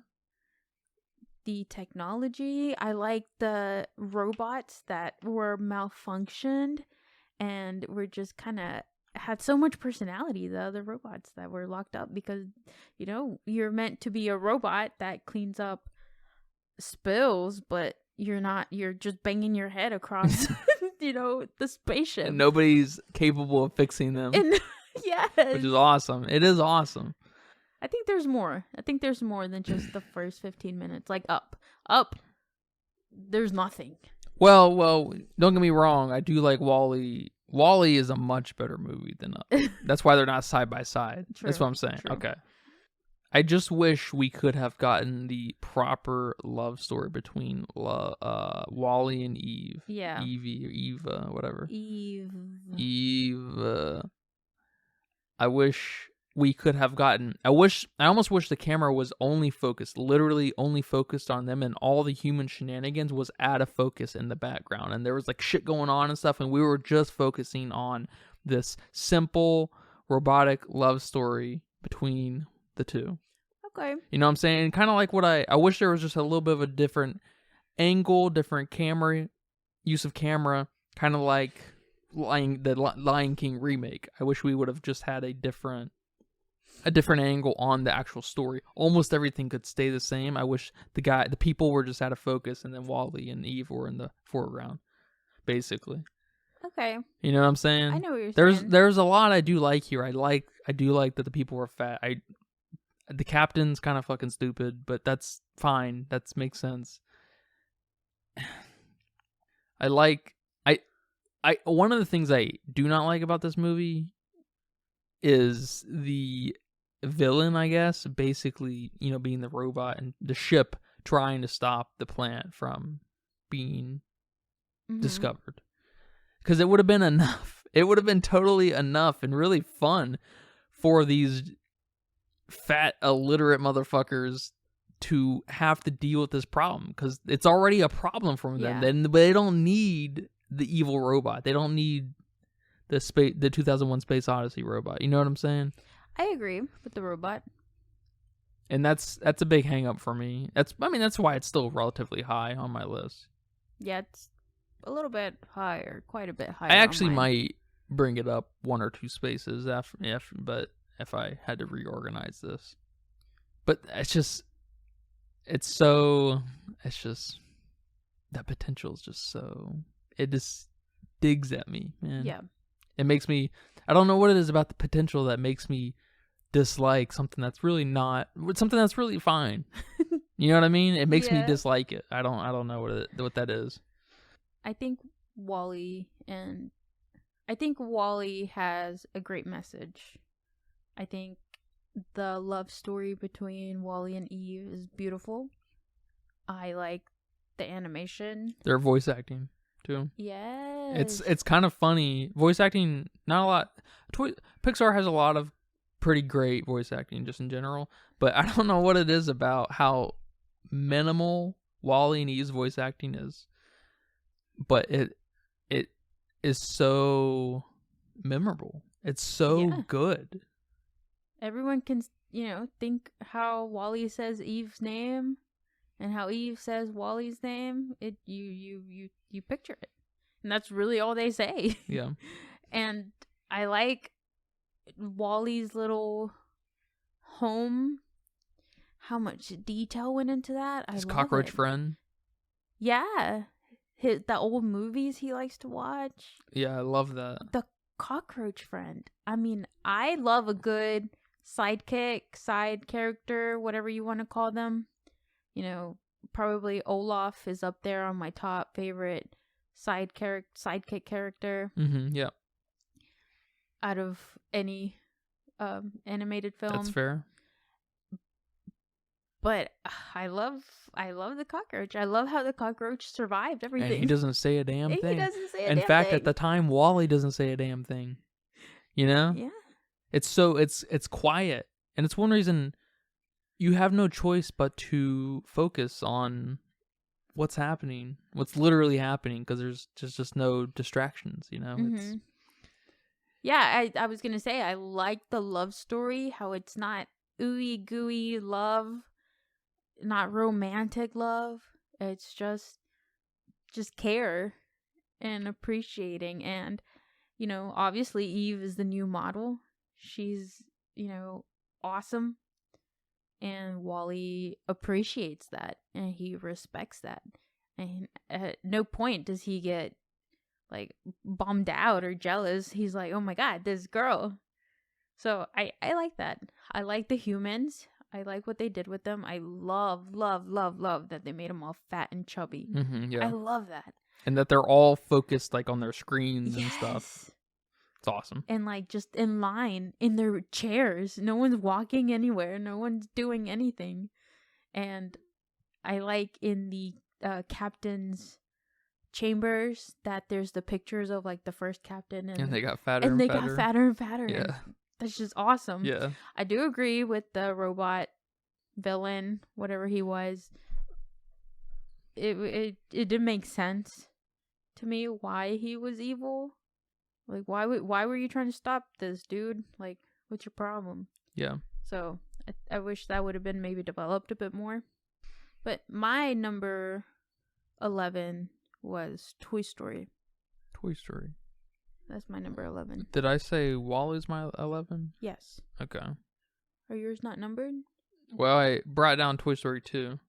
Oh, okay. So okay. I've just fucked it all up again. So Toy Story 1 is your number 11. Yes. Do you want to retract that and bring it up based off of what we've said before? No. I don't think so. Some of these mids are a little bit hard to place. Like your low mids and your high mids are a little bit hard to place. I get it. So I'm gonna keep Toy Story at 11 for now. It's a classic. It's the first one.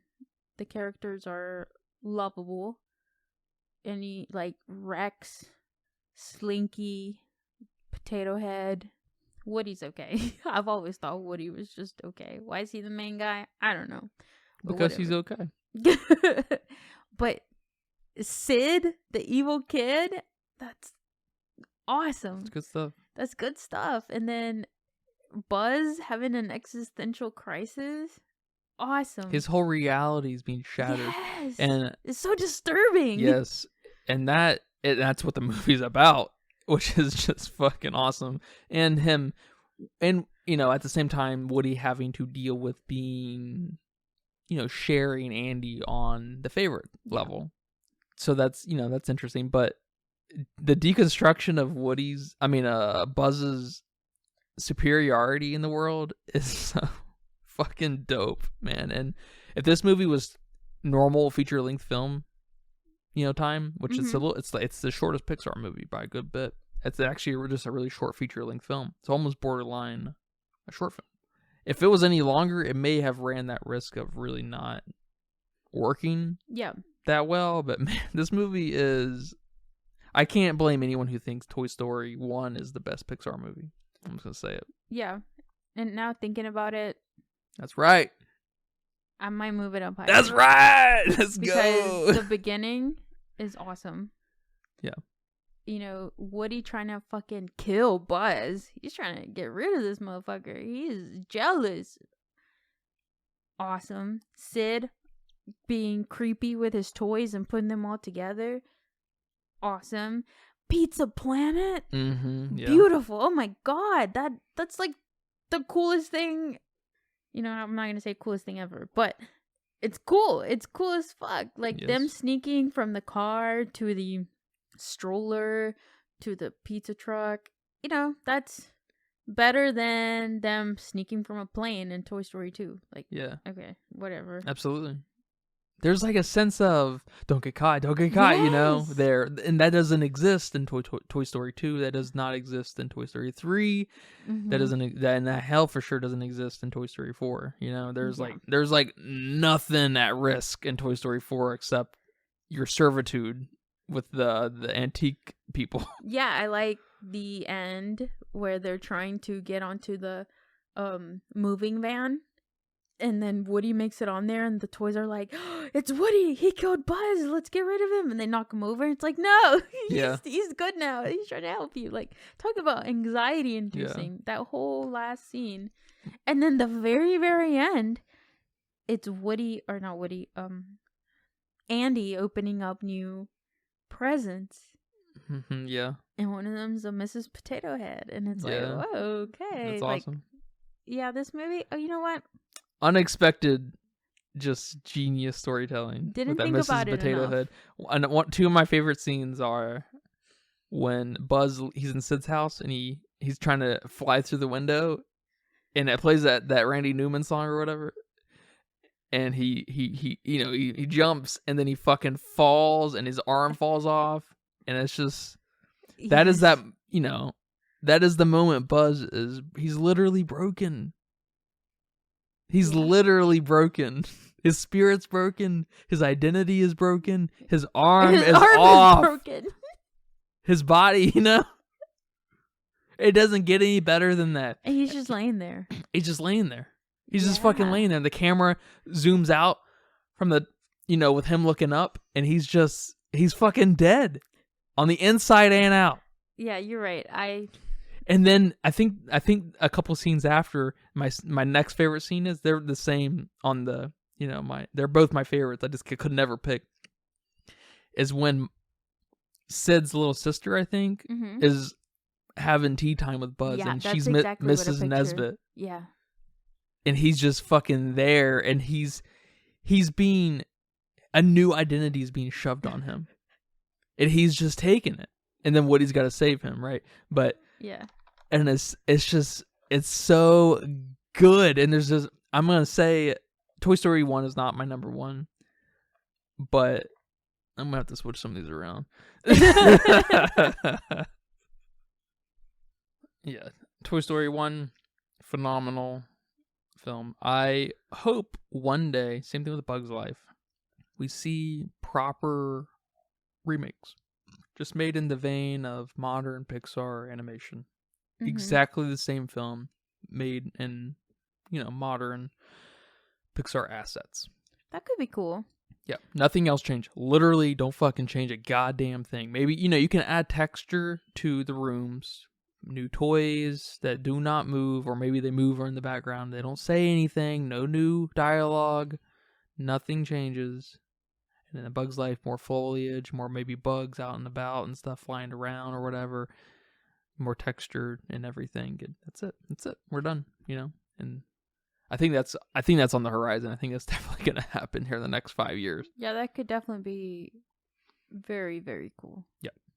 Yeah, I didn't think about Toy Story all the way through. I don't know where I would move it to, but it'd go higher. Yeah. Good to hear. I'm glad we talked that through. I underestimated these Toy Stories, man. Yeah, it's kind of funny, you know. I can't blame you if you feel this way. Toy Story feels like it's probably a little overrated, but then when you start to get to the nitty gritty of it, Toy Story 1 and 3 hold up on a weird fucking level. Yeah. Toy Story 2, not so much. I like Toy Story 2 a lot from the angle of the scenes, obviously, like we were said. And then I really like Woody facing the role of a toy. I like that a lot, but it's not enough. Yeah. You know, there's no movie there. Not really. It's just a bunch of scenes, you know, and I like Woody's arc happening, and I like that Jesse's brought into the fold, and then the horse, what's his name? Bullseye. But it just doesn't, there's just nothing bringing everything together. because Buzz is going on the adventure with the other guys, and they go through some really cool bits, but it's not enough. It's not enough. I'm glad to hear that. I'm glad that I helped defend Toy Story up there. So we are at number 10. Yes, number 10. Okay, maybe you can help me with this one. A Bug's Life. No. A Bug's Life is number 10 for me. We're done. Thank you for listening to the Filmsteins. See you next time. See you next time. Over and out. God damn. No. Why do you like The Bug's Life so much? I know it's high on your list. Oh, I love it's probably The number Bug's 1. Life. I love everything about it. I think it's so clever. I like all the characters. Every ant that we see is developed. The queen, the princesses, Princess Ada, Dot, even the queen's little servant people, they have their own personalities. We have Flick, who's a fucking dumbass and wrecks everything, and they want to get rid of him. And he's just so optimistic and so happy. He's like, I got you guys. Thank you for sending me out. I'm gonna find some warriors to get rid of these grasshoppers. Finds fucking circus bugs and who are willing to do anything for money. Yes. And their whole introduction is awesome. The flies, even the fucking flies are great. Yep. That's probably my favorite scene. With the flies and in that bar area with the mosquitoes. Yeah, I was just about to say, who wants the poo-poo platter? And it's a bunch of flies. And then you have a slug drinking something or eating something. He's like, I said no salt. And he's dissolving. How clever is that? It's good stuff. And then you have the ladybug that's not a lady. You have the fat caterpillar who just wants to be fucking beautiful. I mean, it's so character developed. The flea, I forgot his name. He's just money hungry. He wants his circus bugs, but he doesn't treat them well. He's a blood-sucking, corporate guy, Yes. And, the grasshoppers, you have, Hop, our main grasshopper, who's kind of like Negan. He just, me. Whatever you fucking ants are gonna give me, you're gonna give me. And all the ants just collect shit for Hop. He's got his brother who's a dumbass. And I don't know. There's the crazy grasshopper who's psycho. He's psychotic. I just think it's very well done. And the bird scene, come on, that's awesome. The bird scene is awesome. They spend their little tiny ants making a bird to scare away a grasshopper. That's fucking awesome. And then the end, everything doesn't go well. The circus bugs, they're lame as fuck. Everyone finds out they're not warriors and everyone's disappointed. But hey, here's a plan. Here's Flick being optimistic. The whole everything. The ending that one ant can be enough and help the other ants stand up. And they stand up for themselves and they get rid of Hopper. Beautiful. And I like the animation, even though it feels kind of oldish, I guess. But the animation's cool. I think it's still cool. I think I just love the characters. Yeah, I can see that. They didn't make one character lame. That's true.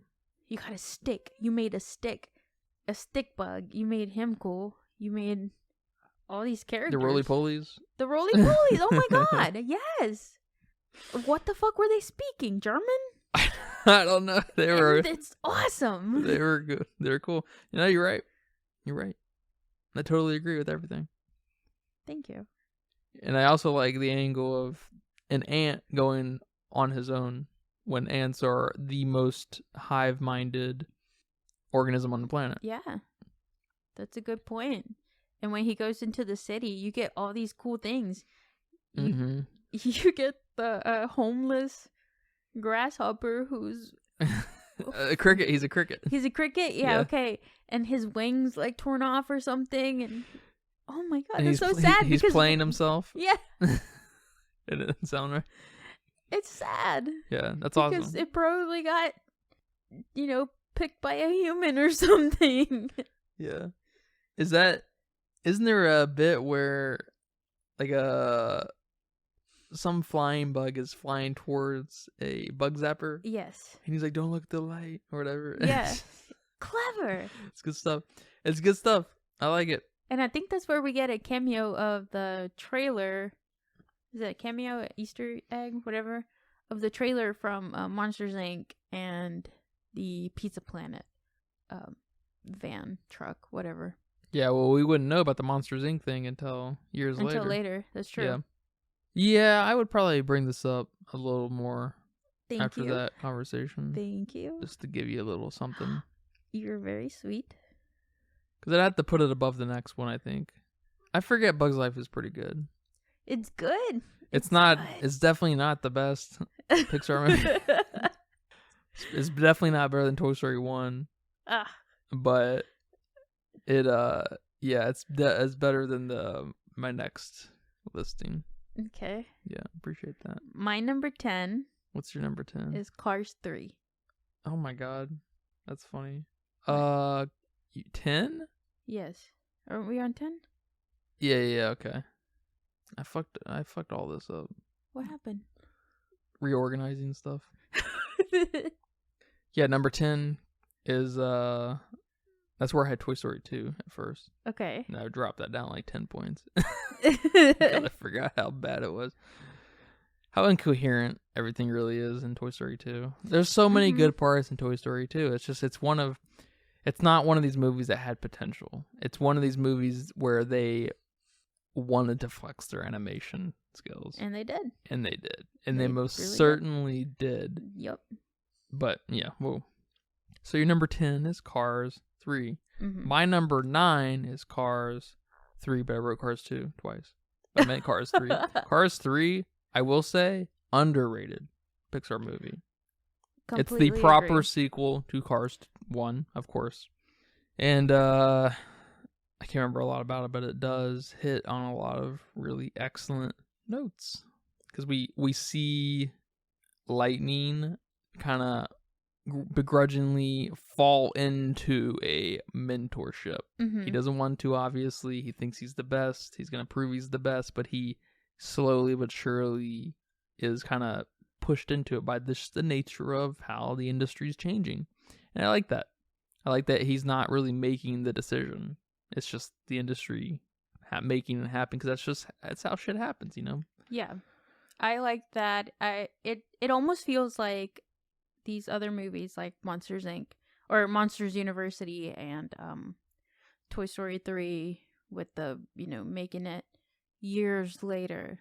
It, especially watching it recently, I did not watch it when it came out because Cars 2 was just disgusting. Cars 2 is bad. So I didn't give it a fair view.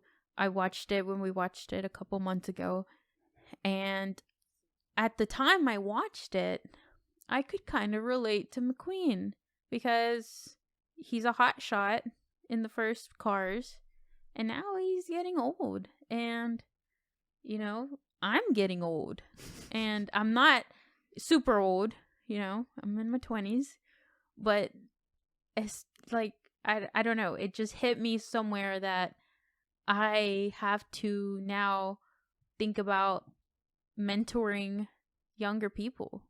All these people that in my life that are going to college or just graduated high school. Now I have to be some sort of mentor for them entering adulthood. And it's kind of, I don't want to say sad, but I can relate to McQueen. I'm like, man, I don't want to be the mentor. I still want to be the hot shot. The world, especially in your 20s, man. I think that's like late 20s, you're almost 30, and you have to now give it to the next generation. Of course, you grow with them. Well, some of it on the adolescents. A lot of people think their prime is their 30s, but yeah, you're becoming. Your 20s, I feel like, are your hot shot years of showing off, of being that first, of being like, you know? Like, you got football players, you got soccer players. In your 30s, you're too old for that. I see. Okay. You know, I don't want to. I think jobs and careers are a little bit different in that field. Of course. You just get better, but you know, something like he's a car. He's an, you know. Yeah, he's a car. It's a sport. It's a sport. Yeah, that's an important point of the movie. Yeah, so that's a field where you are like that. Not that I can relate to that whatsoever. Yeah, but you can on the adolescent level. Yeah. You're becoming more and more and more and more every single day. Yeah. The closer you get to your grave, you're becoming more detached from the adolescence of and you know the adolescent world. Sometimes I wake up and my back hurts. It's like, shit. That's funny. My back hurts. And you're like, God damn, I thought I felt 16. But I think I might feel 30. So I like that it's relatable on that kind of point. Yeah. I like that. One of my favorite things about this movie, and like what you're saying, is that it's just this force of nature that is pushing you into this different role. Mm-hmm. You have no choice. You have no choice. And you can be a piece of shit. You're not being a piece of shit, but you can be kind of neglectful and not take accountability, but you have some kind of power in that you have some kind of mentorship or professorship or leadership role that you do have over younger people. Yeah. By nature of being young and old, or young and older. Younger and older. Yeah. I've gone through. I like that. Yeah, I do too. That's one thing I enjoy a lot about this movie. I've gone through college. I can help people with that.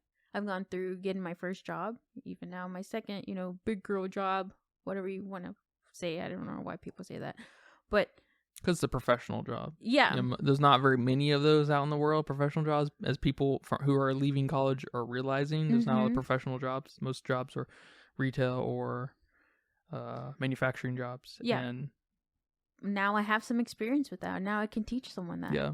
So it's just like, oh, okay, I'm getting old. No, you're becoming sophisticated. I want to be a childish teenager, not thinking about my choices. No, well, that's, you know. Sleeping in late. Yeah. Having my summers. Those kinds of things. Those are gone. Those are completely gone. But you can still, and you do a good job at this, kind of holding on to that innocence and not naivety in a bad way, but naivety in a good way, of course. And this and a sense of play. That's so important. And I think our younger, the millennials and the younger are holding on to that. Well, the millennials, I think, are holding on to that. I think the younger generation may be growing up way too fast. They're already acting like boomers out there. But I think that the late millennials especially are holding on to that sense of play a little bit more, which is mega important, I think. Yeah, that's going to help us live longer for sure. Yeah, absolutely. And I like some of these new characters being introduced, like the girl. I don't remember her name. The racer? Yeah. I like that she's a girl too, and that she's kind of this secretary-esque character, and she's like obviously like good looking as like, you know, she's like that kind of car and stuff. Yeah. And she's like real submissive and doesn't understand her abilities and stuff. And I like that. Yeah, it's very good character. Yeah, and she kind of starts to realize it, and she starts to realize she's better than McQueen. She's like, that's weird. Kind of like when you realize that you can do something better than your parents. Yeah. I was thinking of another character from the movies. We've talked about so many, I can't remember which one I was thinking about. But yeah, that's a really good angle, as you realize you can run faster than your parents. You realize you can do math better than your parents. You realize you read better books than your parents. Making more money than you make more money than your parents. Oh, shit, what? This isn't how it's supposed to happen, but... And there's kind of an innocence in that character, that car character. Mm-hmm. And I like that a lot. And I like that she has something to fucking learn from McQueen too. Yes. She's not this so-called Mary Sue or this character who's just great at everything all of a sudden. Once it's realized, once it's unlocked in her brain. Yeah. She still has something to learn from her elders in quotes. McQueen is not very much 30s. Yeah. and she's probably in her 20s. So, Yeah. but she's probably like 20. yeah, so it's really cool on that level because yes, I got news for everyone out there, including myself, that there's something to learn from everyone, but especially older people. The one reason I like older people, and because they're full of nonsense and wisdom. Yep. And the nonsense is good too. It's just as good as the wisdom, I will say. I like that. Make that a t-shirt. Make that a t-shirt. The nonsense is as good as wisdom. As good as wisdom. So what number are we on? 9. 9 was Cars 2 for me. So what's your 9? No, Cars 3. Cars 3 for me. Yeah, Cars 2. Yeah. Cars 2 is dog shit. You know that? I think dog shit's better. Yeah, I'd rather watch dog shit than Cars 2. Cars 2 is unbelievably bad. Yeah. Like, I don't even know what to say about it, to be honest. It's just, it's one thing to shit on Pixar about X, Y, and Z, right? Whatever it is. But Cars 2 is on a whole nother level of trash. Cars 2 is much worse than, I know you put Lightyear at the bottom there. Yeah. Partially because I didn't finish it. And yeah, and it's hard. Yeah, I get that. But Cars 2 is, I'm baffled at how bad it is and where they thought they should take it, with Mater being a fucking spy and working with these. Don't even remind me. I'm getting goosebumps and thinking how cringe like it was. It sounds like a fever dream. All right, and that shouldn't be the case, because the fever dream should be Cars talking. All right, not Mater being a fucking spy. You know, so like we're meta levels deep of fever dreams, and it's unacceptable. So your number 9 is Finding Nemo. Finding Nemo is my number 9. Okay. I like the plot of, Marlin lost his wife, only had one kid left with a disability. These movies play a lot with disabilities. Mm-hmm. And not shoving them down your throat. I like that he's just an overprotective parent trying to find his kid that gets lost because he's, frustrated that his dad's like overbearing. He's like, Dad, I can do it. I like the perspective change, the dual thing that you mentioned. I like that a lot. I don't think there's one I like more than the other. I like the sharks. The shark scenes are probably my favorite. Yeah, definitely some of the most iconic stuff ever in animation. I think maybe I watched this movie too much. I feel you. So maybe that's why it's a bit lower. I feel you. Than if I really thought about it. I don't know. But it definitely overwatched. This is a movie, like Shrek, that I can probably quote from beginning to end. You and everyone born between 1994 and 1998, maybe 7 or 8, yeah. Yeah, I can quote this verbatim, and it's good. It's a good film. The sharks, the little pigeons, dude. They're like mine. The fish in the tank. Talk about a bunch of different types of characters. The dentist.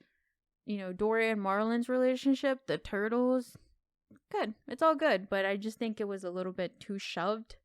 We watched it a lot in school. Whenever teachers didn't know what to teach that day, they were going to play a movie, and it was always Finding Nemo. Yeah, yep. It was just a lot. One of my favorite things about this movie is Finding Nemo is it harkens back to a time of the 80s fantasies and how these characters go on epic quests. And so we have our different set pieces, very video game style, where we have the setup, and then we go to the jellyfish, we deal with the anglerfish, we deal with the sharks, we deal with the turtles. We're on these different little sections of our quest, and that speaks to me on a really satisfactory level. I don't have a lot to say about Finding Nemo. I think it's just a timeless movie of and over shown in schools, yes. Or at least at the time. Definitely. Yeah, I'm there with you. I don't have a lot I was hesitant to put it lower because of that, but it speaks. It's it's kind of boring to watch it now because I've seen it so many times. But it's so well paced and well made that I have no choice but to put it really high. Yeah. One thing I like about Finding Nemo is that it's a timeless story about a father having to come to terms with letting go when he's dealing with this trauma of being forced to let go through a death. Yeah. I like that a lot. And it makes him that trauma makes him stubborn. It completely alters. It's a paradigm shift in his life. It makes him stubborn to reconnect. It not only, makes him overbearing and protective, right? But I think it's really cool that it makes him have a hard time reconnecting. And he lashes out and he's like kind of neurotic about it. He doesn't know how to handle these emotions while facing his son being fucking taken. His son was doing something stupid. I guess he kind of was asking for it on some level because they knew. They tried to tell him, but this is it's the great push and pull between a father and son, right? Is the son, the son's he's gonna act out, right? Your kid's gonna act out in some way, and there's major consequences to that. And the son, Nemo, he realizes that, and he lucks out, living in the dentist shop and having friends that also want to like him and want to help him get out and want to get out themselves, and it works out that way. But there's a lot to take away from Nemo, and it's one of, I think it's arguably probably the best made Pixar movie. And there might be something really deep to that, or just timing. I might be giving the world too much credit, but this draw to want to show it to kids throughout school and high school and stuff, whether they know it or not, maybe there's something primitive there that tells them that this is a necessary watch over and over and over again to kind of beat some of this into people's heads. But just because I don't know, I speak from that. I say that only really because I think it is just the best paced Pixar movie, and pacing is not something movies do well. Movies suffer from pacing more than any other medium, I think, or at least have the opposite problem that video games have, that are things that are paced, way too way too much time on their hands with the games, and movies kind of tend to rush things. But yeah, maybe I would put Finding Nemo a little bit higher. That's fine. But what number was that? 8? 9? What number was that for you? 9. 9, okay. Yeah, I would place Finding Nemo a little bit higher, but maybe not right now. No, don't worry about it. The conversation's more important. So we're on number 8. Yes, number 8. My number 8, I'm curious. I feel like this could be your number 8 too. Oh. Monsters, Inc. No. Monsters, Inc. is my number 8. Not my number 8. My number 8 is Coco. Coco. Yeah, my Coco's coming up for me too. Okay. Yeah, Monsters, Inc. is a bit higher for me. Monsters, Inc. is definitely suffered from the being played too much. Okay. So Finding Nemo. I think Monsters, Inc. is a great movie in the landscape of Pixar movies. And I don't think it's as good as Toy Story 3, obviously, and Toy Story. But it does do that interesting thing like Toy Story does, where it came out, the next Toy Story, Monsters, Inc., Monsters University. I guess Monsters University is pretty high on your list, isn't it? Mm-hmm. Monsters University came out so many years after Monsters, Inc. I think they even aired it when... Yeah, during our college orientation. Yep. Which is, I don't know how cringe that is, or is how fun that is. I don't know how to take that. I had fun. You had fun? I remember being cold. That's all I'm going to say. Huh. I don't know. I don't know what to say about Monsters, Inc. I'll think about that. We'll come back to it when we get on yours. Okay. Coco for me was a movie that I liked the, heritage stuff, the Mexican heritage.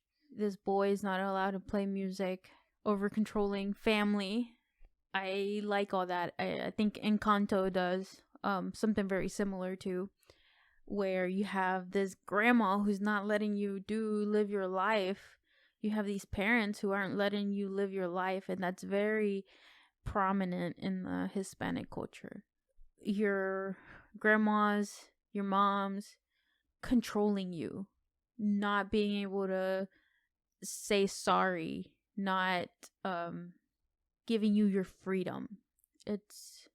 I think it's something that Coco does, but I don't think it does it as well as Encanto.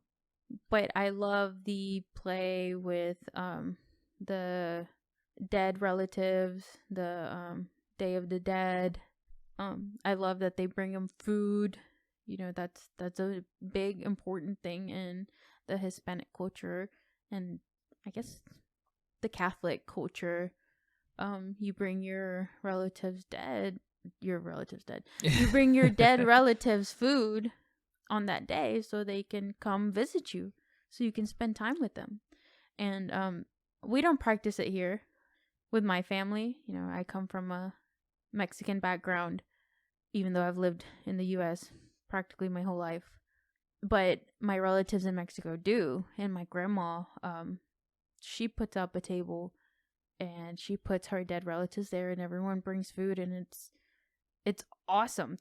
I wish we did kind of practice that here. And seeing it in a movie like that and being it expressed the way it was, it's like 1 point for the, you know, culture thing. I like that they did that. I like that there's these lost relatives, lost souls, that your families don't, you know, they don't put up the pictures anymore. They don't care about you anymore and what happens to them. And, you know, there's the very sad scene where that old guy he's forgotten. Yeah, that's pretty sad. It's really sad. And I think this whole movie's pretty sad. But there's some funny bits, like the guy dying because he choked on chorizo, but he was actually poisoned. You know, that's pretty funny. Yeah. The soundtrack is pretty good. Yeah, it's probably one of the more Disney Pixar movies, Yeah. Isn't it? Yes. It really does fit the 3D Disney kind of mold a little more, like your Encantos, like your Tangled and your Frozens and your Big Hero 6. Well, maybe not Big Hero 6. That's kind of an outlier too. It is an outlier. But with your soundtrack, I don't think another Pixar movie has a soundtrack at all, with the exception of maybe Toy Story 1, but that's for different reasons. Yeah, yeah. One thing that's really cool about this, and just Mexican culture, and definitely probably not exclusive to Mexican culture, but is definitely mega highlighted here, is the celebration of your dead. Like you were saying, there is, in America, I feel like there's a almost taboo nature to speaking of the dead, and there's not in a million years a celebration of the dead. There's no, you know, never once heard of any American celebrating their dead loved ones. But in Mexico, that's like a huge thing. Mm-hmm. There's a literal day of the dead. You make it Pixar natural. Made a movie about it. Yeah, you make it natural. You make it acceptable. You make it beautiful. You make it a day to remember people. I don't. You would think it makes so much sense to me to. Wouldn't you celebrate the life someone had more so than like a baby shower? You know how baby showers happen? The baby's not even born yet, right? Yeah. But you're celebrating the life of that, sort of. I mean, it's really just for the bride, the pregnant person, right? To get shit and to that's really the point have of cake and whatever. But like, wouldn't you want to celebrate this like precious thing that someone just went through 70, 80, 90 years of all this experience and wisdom that just kind of, well, it wasn't all for nothing, as we kind of see in Coco and everywhere else. When people die, is stuff is passed on through memory and teachings. I don't get how that's not more of a universal concept celebrating your dead. But I'm sure in Mexico you have funerals too. I'm sure they're nothing like they are here, but here they're like completely somber. They're so fucked up. Yeah. They're so fucked up. Like, there's nothing more backwards than that. There's nothing more backwards than the mourning that happens here in the States. Maybe it happened. I don't know. Is it a European thing? I don't know. But yeah, I'm not sure. But I just want to say that's like so fucking cool in Coco. You know, that being demonstrating Coco. That's what Coco's about ultimately. But yeah, hopefully I know it's not going to dramatically change what we do here in the US, but hopefully it sparks something. Hopefully it makes it to where people do that here, or something like it, something close. You know, we have quite a bit of Mexicans and Hispanics migrating to the US, and a lot of our culture is being implemented here. yeah. You know, people love tacos. And it makes sense because Mexico is not only large and in charge, but they are right next door. Yeah. So we should embrace that, like every other country did across all of history.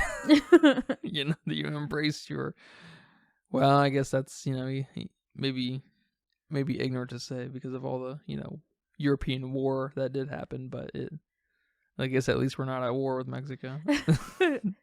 No, but I love Miguel's struggle with his family, but the love that's there and the respect of the elders. You know, I don't know a lot of people that have a relationship with the older generation. Mm-hmm. I was telling a coworker one day that I bought my grandma a wheelchair, and she was like, "Oh my God, like, you know, young people don't take care of their elders anymore." And she was just kind of venting a bit, and you know, she's on the older side, so she's like, "I hope that my children will do that for me." And I'm like, okay, but yeah, I don't even know why she says anymore. Especially in the last 150 years, Americans have no fucking semblance of taking care of old people. Mhm. Like, that was never part of American culture. And here, I know my grandma lives in Mexico, but when she comes to visit, I try to do everything for her, and I cherish like every moment I have with her. I love my grandma to death, and it's just so sad to see that people here don't have that extended family love, even not as far as extended. You know, you have people here who don't talk to their siblings, they don't talk to their parents. Yeah, there's no such thing as a nuclear family in the United States. People can't wait to get out of the house. Yeah, which is sad. It's so sad. So, you know, hopefully through movies like this, expressing other cultures and kind of teaching that it's okay to not hate your sibling. Yeah. It's okay to die. It's okay to die. And to honor that and respect that and to be happy. And celebrate that. And celebrate it. Celebrate someone's life. Yeah. There's no point in mourning someone, like, in the capacity that a lot of Americans do. Oh my gosh, it's so... There's no point. What does it serve? You should celebrate and admit the love that you had for the individual and let it, you know, drive whatever celebration. Yeah. Like, well, I don't know why it goes in the reverse. Of course it's sad, but it's almost like, how do the good times not immediately, you know, when someone dies, how do the good times not just immediately, you know, flood into your mind and just bring you the tears and happiness, you know? Like, because those are the moments, you know, those really radical moments of losing someone you love, right? Your mom dies, and of course that's sad.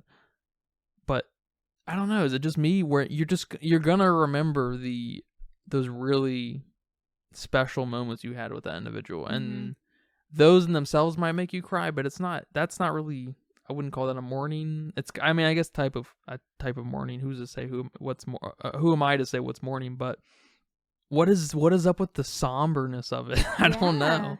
And my mom's always said this. Always, she says when she dies, she wants us to throw a party. Yeah. She's like, I don't want a funeral. You guys buy a bunch of food, crank up my favorite songs, and I don't want to see anyone crying. And then Joker, you sitting around like, what? It's so, someone lives, your mom lives, and she's experiencing life with all these people, your siblings, your dad, her siblings. And it's like, an individual's life is not individual at all. It's a very communal thing. So you come together in a communal way, and you share these stories, and you laugh, and you bitch and complain about what your mom did and stuff, and then you laugh about it because it's, at the end of the day, 9 times out of 10, it's not a very big deal. And like, but we'd rather just sit around in rows or at a church and fucking cry. Yeah. Like, I don't get it. It's so backwards. No, I completely agree with you. I would say that I haven't had many people in my life, currently in my life, I guess, pass away. I've had relatives in Mexico pass away, but I haven't been there, and I haven't seen them in so many years. Yeah.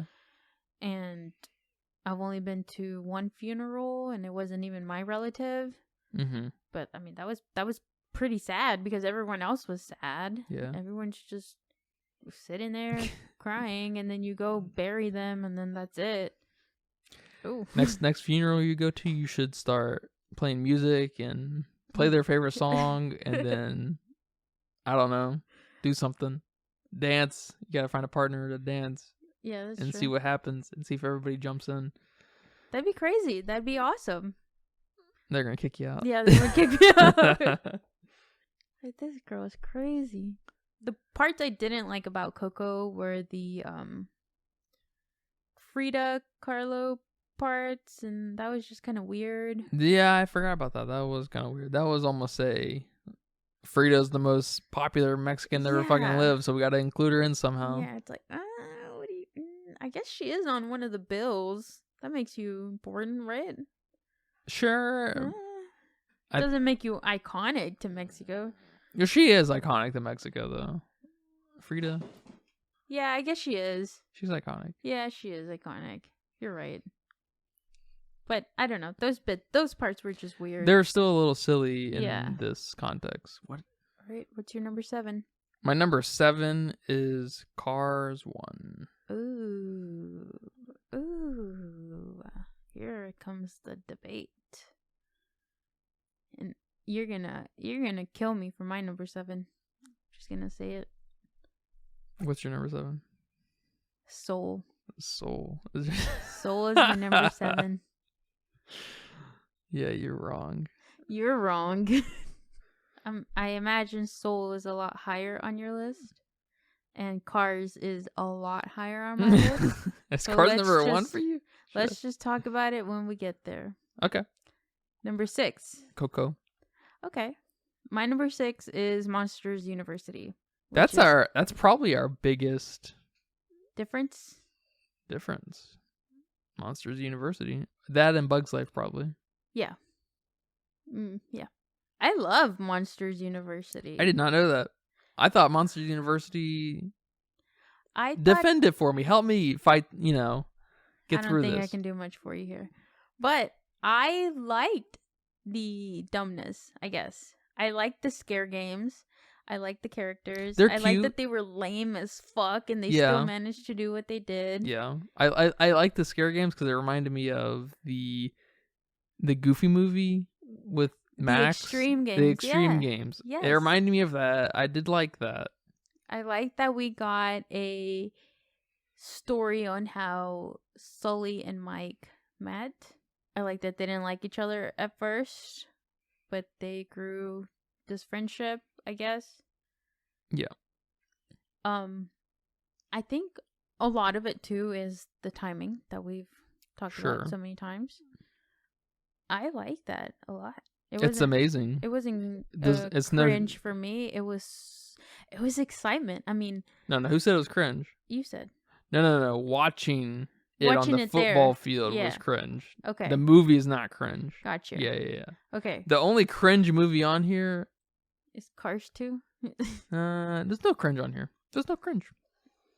Actually, the Cars 2 is just trash. Okay, but all right.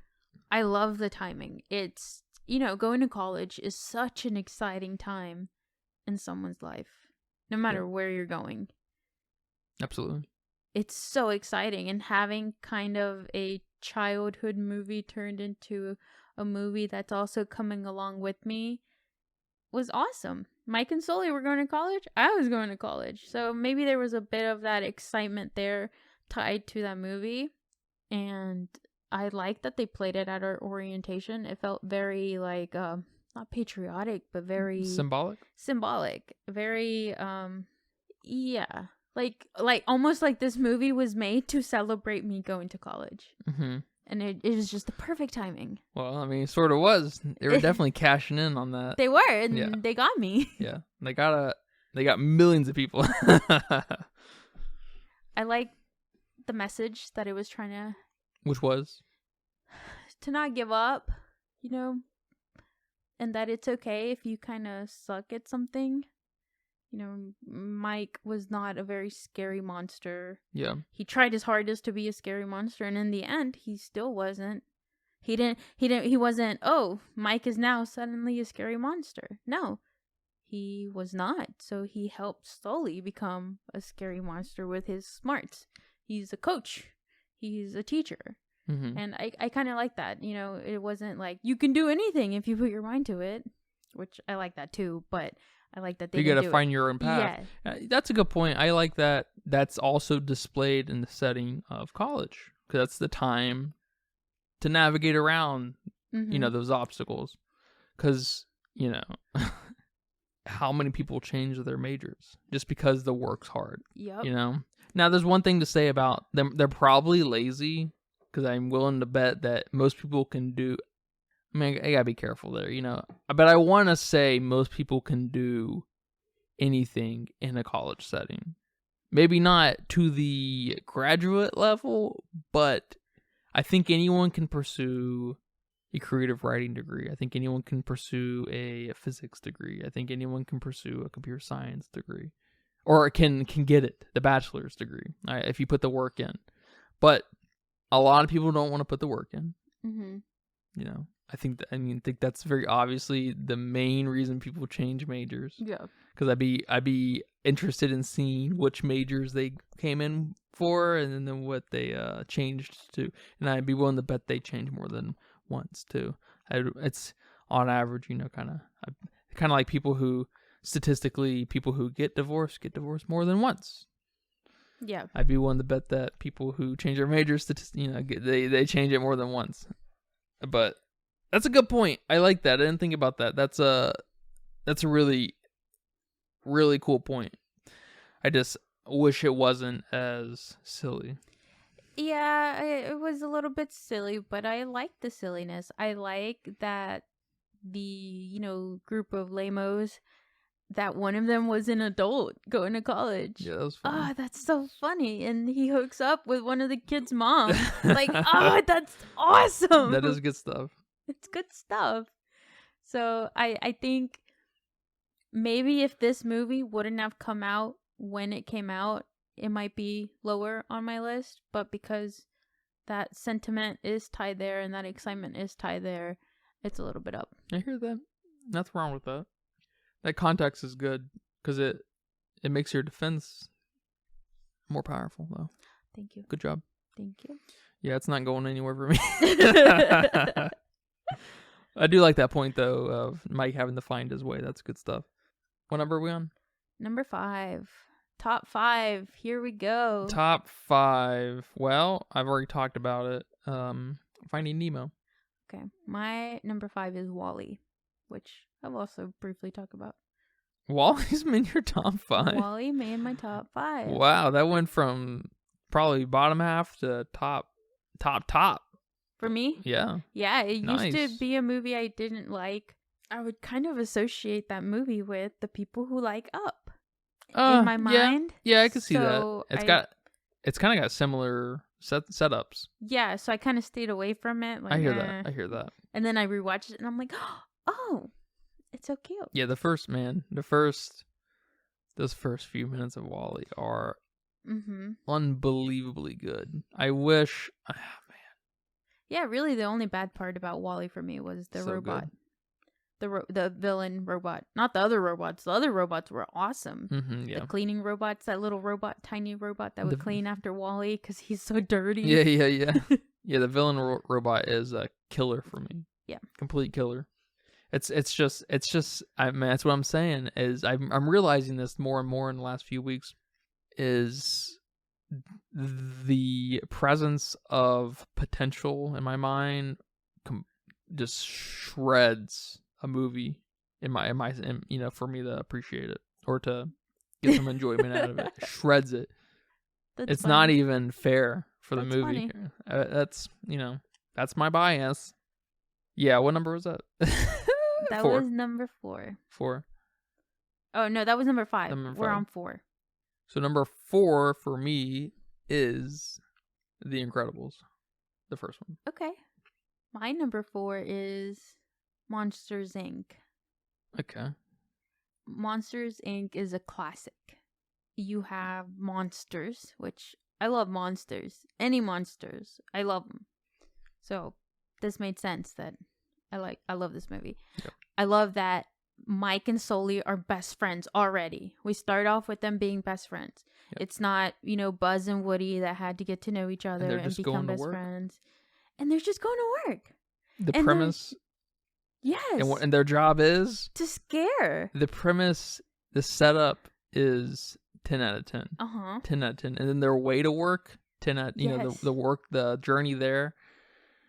Mike's a little over positive, he's a little too positive for me. I don't like, but that's just his character. That's fine. And I like that his true love hates him. The slug girl. She doesn't hate him. Well, she didn't hate him. She's just, she's whatever she is. She's just she's over it. She's over his shit. Yeah. After he doesn't take her on her date.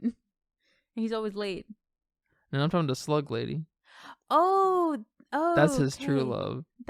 Oh my god. I'm not talking about the Medusa lady. Roz. Is that the name? Yeah, just the slug old lady. That's who I'm talking about. Oh my god. That's the true love of Mike. They deserve each other. No, shut up.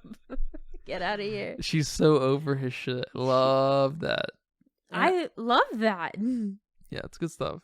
She's like that DMV worker that's over everyone's shit.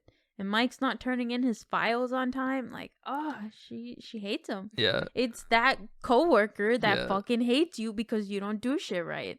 She reminds me of like that black mama who just when you're fucking around, she just looks at you. And you're apologizing. She knows it, and it's all happening telepathically, and you don't do it. But Mike still fucks around. It's probably my favorite character. What's her name? Roz. Roz. She's probably my favorite character. That's funny. Funny. And she's so not in the. She's hardly a character. Yeah. She's hardly in it, but she's so perfect. I think this is also a very well-paced Absolutely. movie. We get the right kind of villains. We have Randall, who can turn invisible. Randall turning invisible is a cooler superpower than anyone in The Incredibles 2. And, he does it so well. The boss is actually kind of the villain. Sure, yeah, absolutely. And they're taking kids' screams to, I guess, produce energy in their world. Mm-hmm. And I love that they can use happiness too. They can use laughter. And so now all these monsters are... It's kind of really interesting that it tiptoes around this conversation about different power sources. Not just oil. We have wind, water, and solar, and what have you, and it's really kind of cool that they take something so fundamental to a child, fear and laughter, and also being afraid of what's under the bed and what's in the closet, and we see that side of it. It's like a Lion King 1.5 of Toy Story or something, except we don't see Andy or whatever. That would have been kind of cool if we saw an Andy cameo. Yeah. That'd been sick. Yeah. And one of my favorite scenes in Monsters Inc. is the doors, when they have all those millions of doors. Yep. And they're going through each of them, and they're, trying to get away from each other. He's trying to get Boo. Just another milestone, isn't it, for the animation? Yeah, those exactly. Flexes. Yeah, there's like 4 or 5 movies throughout the whole catalog that you can just see it. Yes. You could see it. Agreed. This is one of them. And I like the 2319. Is that it? Yeah, I think that might be it. 2319. WS White Sox. Yeah. That's funny. I like Genius. That. And they shave his ass, and they shave his ass. Yeah, I like that. It's good stuff. It's clever. It's so clever. Yeah. I don't see anything wrong with this movie. Why is it not my number 1? I don't know. Yeah, no, I get it. Monsters Inc. is kind of like Cars 1, where it's just in Finding Nemo. I guess those 3 movies are so. They're probably. I think Finding Nemo is probably the best paced because it's. What am I saying? I don't know why, but Monsters Inc. Cars 1 and Finding Nemo are just in the same pocket in my mind. Yeah, I can see I don't that. know what it is about those movies. I don't know if it's because we watch them over and over and over again in daycare and school and stuff, but they feel so of the same cut of cloth, they're all just so well paced. I don't know what it is about those movies that they remind me of each other. Maybe, did they come out back to back? I wonder.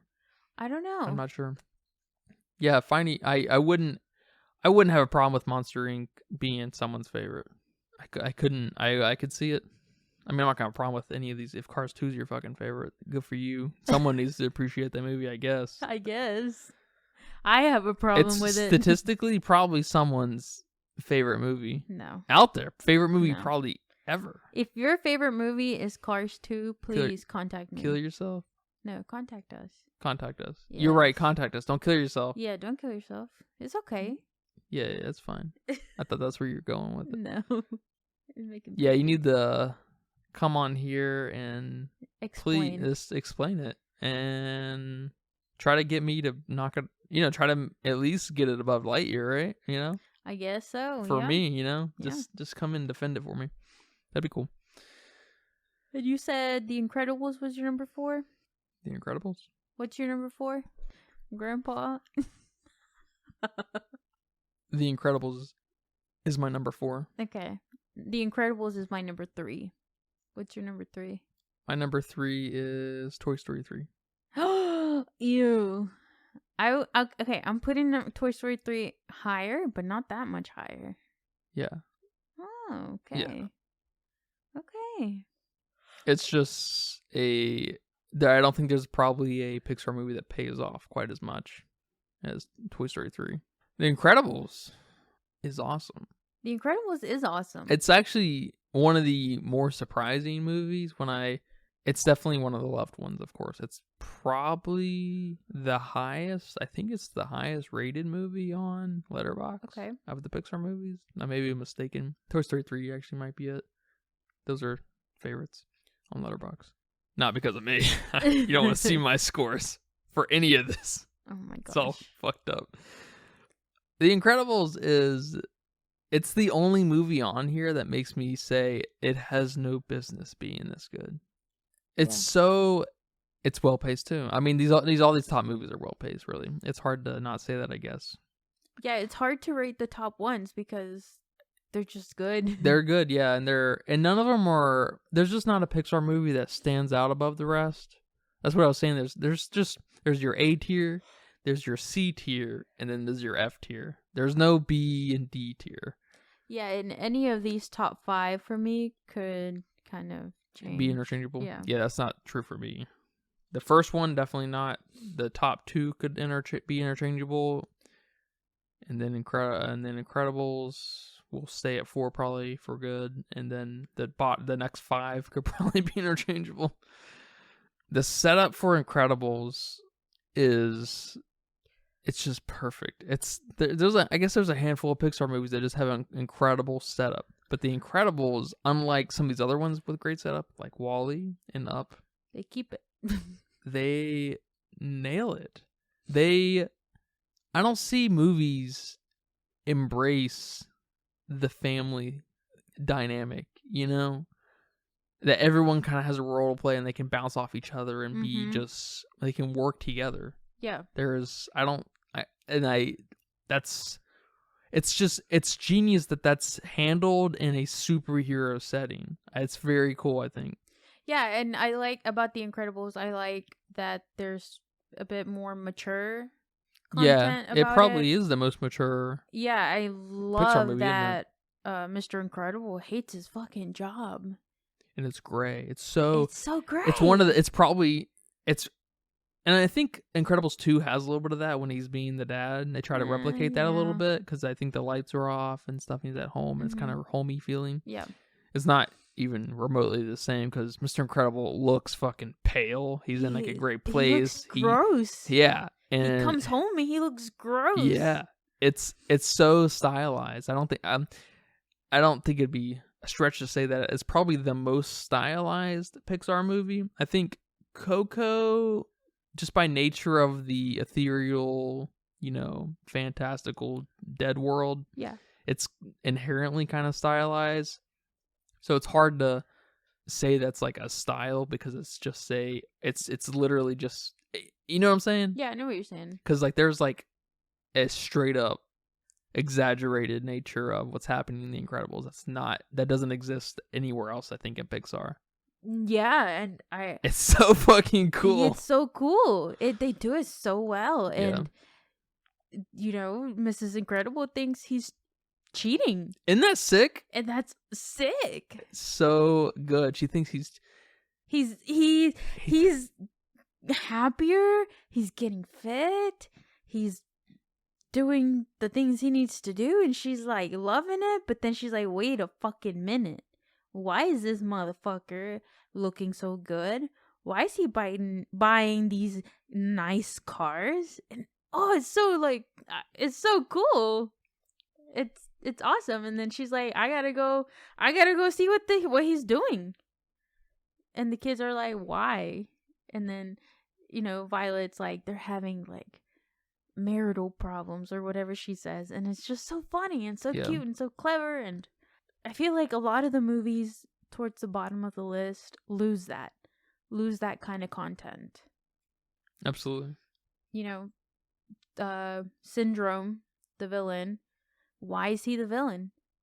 Because Mr. Incredible was a dick to him. Why is the robot in WALL-E a villain? I don't know. Why is... It's an homage to 2001: A Space Odyssey. Like that's a big deal. That intro section to Incredibles where they set up why, what's his name? Who? The villain? Syndrome. Why Syndrome is the villain. They also simultaneously setting up I guess just the relationship between Elastigirl and Incredibles. They're doing it at the same time. And Frozo. And Frozo, yeah. At the same time, their relationship with superheroes and the public. It's just, it's amazing. They're hitting on all these notes in the same 10 minutes. Yeah. That's excellent storytelling. Yes.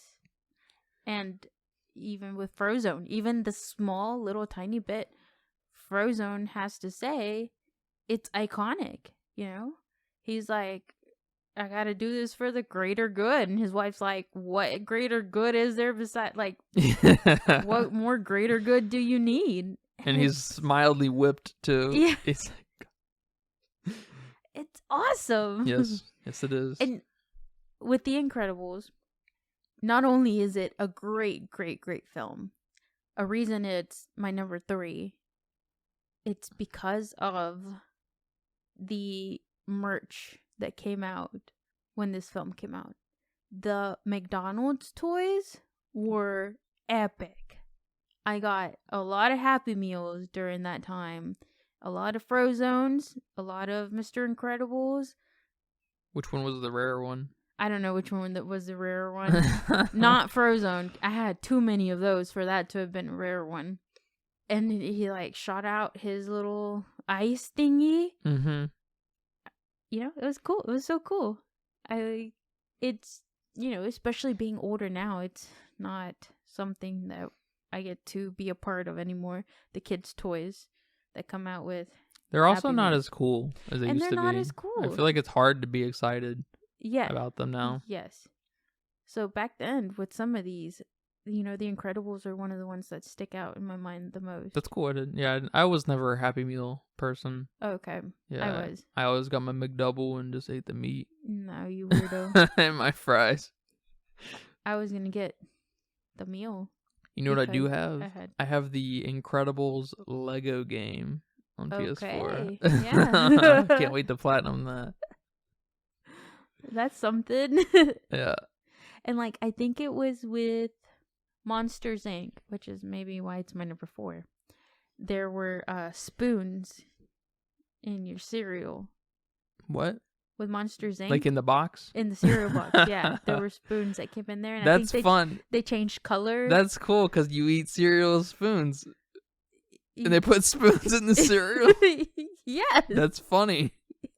Who thought of that? That's awesome. That's clever as fuck. It would have been funny if they put forks in there too. That would have been funny too. God.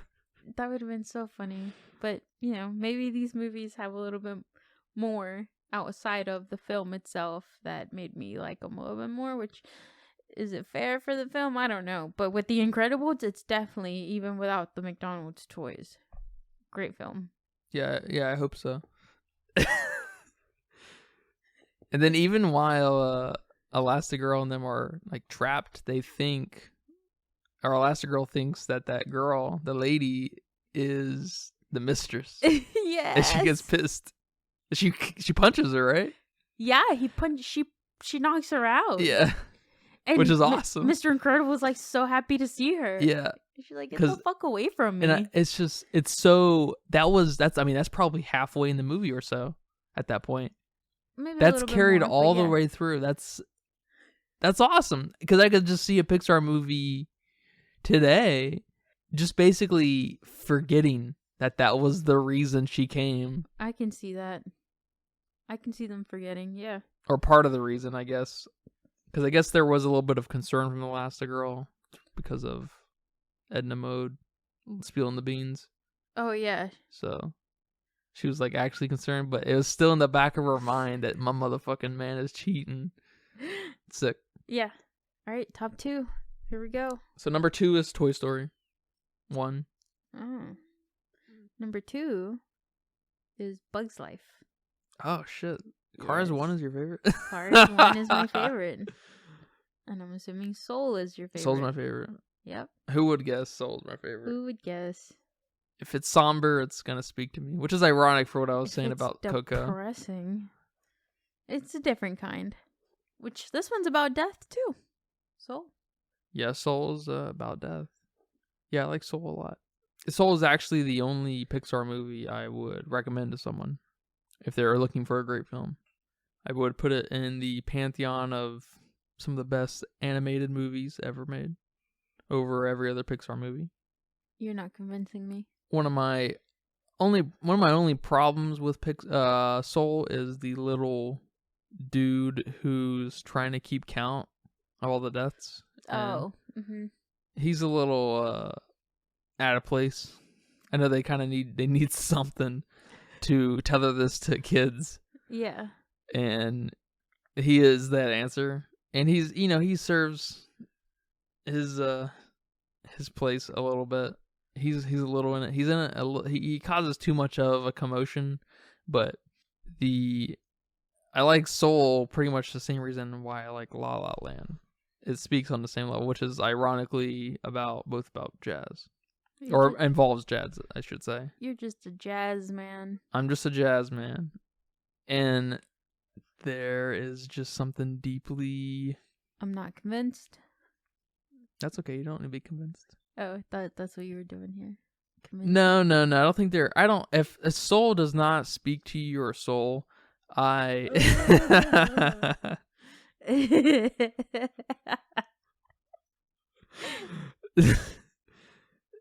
It's a movie I think that's kind of hard to sell to someone, to be honest. It's definitely the weirdest Pixar movie. It's, I would say, would you agree? I think it's definitely stands out as far as content goes. What do you think? Are you just shaking your head No, please me? okay, so when we started this podcast, I said I made my list based off of pure feeling. Okay. Where was Soul then? Then this is my list made of everything I've said is just pure feeling. Okay. No type of analysis. Okay. After analyzing the movies and, scoring up my points, Soul actually is the number 1 movie. So it's just funny that it's my number 7, but when I actually critically think about this from a, analytical kind of standpoint, That's what's up. Soul came out on top. That's cool. And I just thought it was funny, and that's why I wanted to share it with you. But based on pure feeling, it's number 7. One thing I love about Soul is its characters are written like people. Or at least its people characters are written like people. Yeah. And that speaks to me on a really deep level, because it's not unique to animated movies to write your characters like they're caricatures or archetypes or whatever, archetypes. Most people in most movies are not people, and it just doesn't, and people might disagree, but people will definitely disagree, but there's something so grounded about Soul that it really does shake my core on a filmmaking level. Yeah. And there's a few things that take me out of it, which make this movie not a 4 out of 5 on Letterboxd for me. It's a 3.5. It's the only one that's a 3.5. I think it's the only one that's a 3 plus, actually. I think the rest are 2.5s and lower. See what I'm saying? Yeah. You don't want to ask. You don't want to know. But the push and pull between our main character, I don't remember his name. Do you? No. I want to say Jerry was a name in this movie. No, that don't sound right. I think Jerry was the guy who was following them and keeping count. Yeah. I think that was Jerry. I think that sounds right. I can't remember though.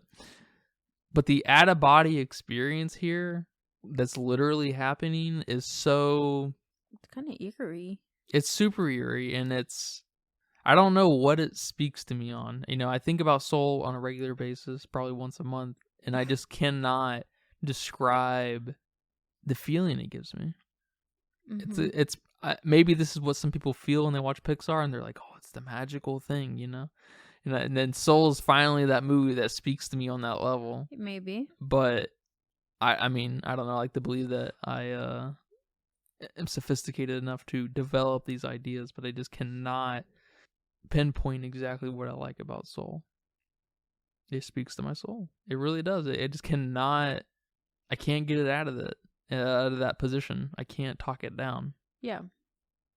To a more grounded, literate level. It's just a little too ethereal, and I mean, it's been plenty enough time for me to think about it, but I just can't nail it.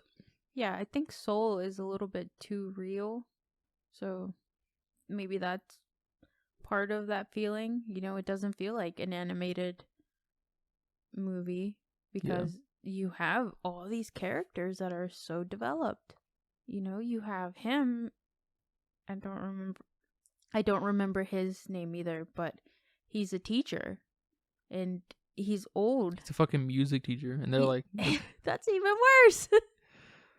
And he never got to live his dream, and just when he was about to, he fucking dies. Oh my god, that's like everyone's worst fear. To die before you get to do what you want to do. Before you get to live. And he's got this second chance, which is, kind of the message. Like, do it now. You don't get a second chance like he did. And I don't know. I don't know if I can relate to that a lot. I don't feel like I have many regrets in my life. Like, oh, I should have done this or I should have done that. Maybe I'm still too young to have many regrets. But I guess I'm grateful for that I don't have that regret mentality. And so maybe I can't relate to that, but it does have this like almost being disturbed by how consequential his actions are. Like, I don't know. The only way I can describe it is how real this movie is. Yeah. It's too real. So maybe that's why it's a little lower for me, because No. I want some of the silliness to kind of escape. I don't know. And even in this movie, I want Jerry's ass to get out of there. Yeah. You know, and he's the silly. He's really the silly angle. I like. It's a rare. This is the rare Pixar movie. You know, I don't know if we'll ever get one of these again. Soul, it came out at a funny time too, at the dawn of, not quite at the dawn, but you know, at the peak of kind of crazy COVID too. Yeah. So it's not to say that's related to really anything other than people dying a lot, but it's definitely in an interesting core memory slot in my mind. Mm-hmm. And from the first moment I watched it, I was like, wow, how is this a Pixar movie? It just doesn't feel, minus the, you know, the Jerrys and whatever, it just feels out of place in the catalog of Pixar movies. Yeah. And I don't think anything else even comes close to feeling that way. I can see that. I can definitely see that in this And film. the characters are just so, like the barber scene's one of my favorite scenes, and like everything he does with his mom is excellent. I was gonna say, I like when he's talking to his mom and telling her, I don't remember what they talk about, but they're in this room and he's in front of a mirror. It's so good. It's so good. And like, why couldn't we get a little bit of that in several of these others, you know, with Turning Red or Inside Out, you know, just stuff a little bit more grounded in reality and not so fun, you know, because I don't want my movies to be fun for the most part. You know, I don't, like I told you, I don't like having fun. I don't like laughing. Movies can be really amazing in surprising ways, and I guess even Pixar is capable of it for me. Wow. Yeah. Wow. No, yeah, I agree with you on Soul being the outlier here in the Pixar films.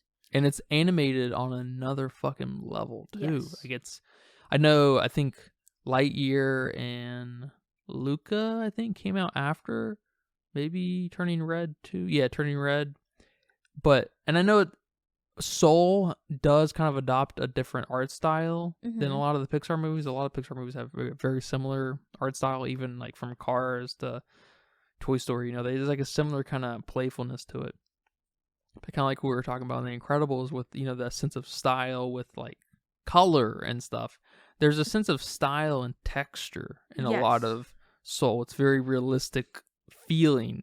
No one's realistic. Our main character's head is as big as his belly. Like, yeah, for real. His head's as tall as his chest, you know, and people are characterized and souls are characterized. The souls are characterized. And it's just there's just a element of texture here that's just amazing. Like it's just hits on such interesting levels.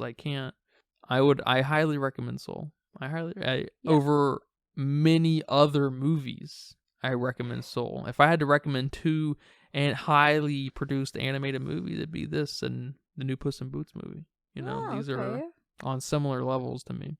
I like Soul on a storytelling level a little bit more, but on an animation level, Puss in Boots is on a whole nother fucking level. Puss in Boots is nuts as far as animation goes. And of course, the retirement scene in Puss in Boots is legendary. Oh my god, it's up there. Legendary. Sure. But for sure. So what's your number one? My number one is Cars. Inoffensible. That's an excellent choice. Thank you. I feel like, you know, we've talked about the films that kind of stood out when, how did you phrase it? Like the shift in whatever animation these. You think this is one of them? I think milestones in animation? Yes, milestones. Yeah, because I would say, I guess you got to start at Toy Story, but I think you do have an immediate jump I don't know. I think that first jump really is Toy Story 2. I think that's the third movie, and then I think Monsters Inc. and in Cars I think came out around the same time. I think you could easily see either one because Monsters Inc. feels like it's a proper jump from Toy Story 2 to Monsters Inc. And then Cars feels like this is what Pixar is going to look like for the rest of time. Yeah, that's exactly what I'm trying to say. I think they came out back to back too. I would be one of the best. It's just What did? Monsters Inc. and Cars. Oh, I don't know. I'd have to look that up, but Yeah, I don't know, but it's definitely a milestone. Just the way McQueen looks, the way the other cars look, but especially McQueen. I don't know. I love this film. I like the Radiator Springs hillbilly people that, it's the small town feeling, the love of your neighbor, the appreciation of antique things. Mater, I like Mater in Cars 1, but then I just immediately just don't like him at all in the next films. I feel that. And thank God he's not in Cars 3 very much. Yeah, he's not in They Cars. realize that there's not really a relationship there to be explored. Yeah. And I appreciate that they have the self-awareness to ignore him. Yeah, I like that everything is a car. The little bugs are tiny bugs. I know, it's cool, isn't it? Yeah. It's really magical the first time because you see the level of where this world is, the car, the fucking bugs are cars, and they're bugs. I think like Volkswagen bugs, what I'm right? saying. They're bugs. They're like Volkswagens. Yeah, and that's dope. I like it when I don't remember what part it happens in, but when I mean it's kind of an iconic scene, I guess. I think it happens at the beginning when he's doing the race, and then his two little groupie girls, his two little major fans, they flash him. Yeah, the lights. It's awesome. Yeah, it's genius. It's clever. I like the soundtrack in this. No one's really singing, but you have some good songs in here. Yeah, it's as far as soundtracks go, I mean, it's probably the most famous soundtrack, not originals like Coco, but like it's on the same level as like Shrek. Yeah. That's what it's a great soundtrack. Yeah, I mean, really the animation is just awesome. I like that he has to stay in this town and can't get to his race, and he learns from all these characters. I think the cars could have been developed a little bit better. We have Doc Hudson, which we don't get a lot of him until the third movie, which is again the proper sequel. And then Sally, his little girlfriend, we get a little bit of her, I guess, her background, where she comes from, how she was just riding until she wound up here and was loved and taken care of by these people. The crazy lady who thinks her statue husband, Stanley. Yeah, Stanley. The really shy fire truck. Which is weird. I love it, but it's weird. Yeah, it's weird. So good. Yeah. And, our favorite Italians. Our Italians. These Italians are better than Luca's Italians. And their cars. He's like, do you know many Ferraris? And I know, like, and no. They're so Italian, right? Yeah. The tires and the leaning tower of tires. Yes. And then the Ferrari thing. Like, they're more Italian and they're maybe 10 minutes on screen total than the whole movie of Luca. Yeah. I think it just hits me in the way that there's a community no matter where you look for it. And that there's people that are going to care about you whether they're your family or not. I like that McQueen gets to learn that and gets to get his shit together. Not many people have an opportunity to get out of their situation. They humble his ass. Yeah, stop being lonely, time. And then they humble his ass. Yeah. I don't know, it's just a cute movie all around. I debated a lot between A Bug's Life and Cars being my top. I thought Bug's Life was going to be it. Yeah, I had it number 1 for a bit, then I changed it just because Cars just has this feeling when I think about it. Especially the beginning when his eyes are shut. He's like, speed. I am speed. So iconic. So iconic. So I don't know. That's why I changed it. But I think it's a little bit... I don't know. I'm kind of sleepy, honestly. Is Cars, the movie, the reason why you have an inclination to like racing games? Is there a connection? Because you tend to like racing games. I like racing games. Which, if someone... You like fast cars too, you like muscle cars, whatever, but I don't think there's a big connection between liking racing games and muscle cars and fast cars, like in real life. I think there's something kind of interesting there. Because there's all of a sudden 3 kind of avenues of car type things you like. And I'm just... You know what else is also maybe, now that I think about it? That movie came out and my little brother watched it all the time. And it was a movie I loved watching with him. And he had a Cars bed, I think. And he had Cars stickers. And it was cool. And, I kind of wanted Cars stickers and a car bed, but I'm not a boy, so can't have that. Nope. And I don't know. Maybe that movie just came out at the right place again with a lot of these other films. That's why this list is made off of feeling. No, that's a great film. So great film. Early Pixar, it's great. They made better films. I think that's undeniable. They made better films in their earlier years. Yeah, one of my favorite scenes is when... In general, I should say. One of my favorite scenes is when Mac shows up to the racetrack and all the news people are there and everyone's there and they're like, McQueen got here so fast. And then he opens his little flap and McQueen's not there. And he's like, what do I have on me? It's so funny. I know. And the shot is like through them, like the news. Yes. It's so good. It's so good. Yeah. So good. And then the cows. That's funny. Cows are good. The hot rodders. They make Mac swerve and then something falls on the thing that makes McQueen fall out. Yep. And it's just it's so good. Yep. It is so good. Yeah, I do struggle with that in the car. I love Cars, of course. It's whatever number on here. Whatever I moved it to. But if you think too much about the reality, if you try to humanize these characters a little too much, it does start to mess up the dynamic of Radiator Springs because there's so few people there. Right? Mm-hmm. So you gotta slow down. You gotta gotta get your foot off the gas.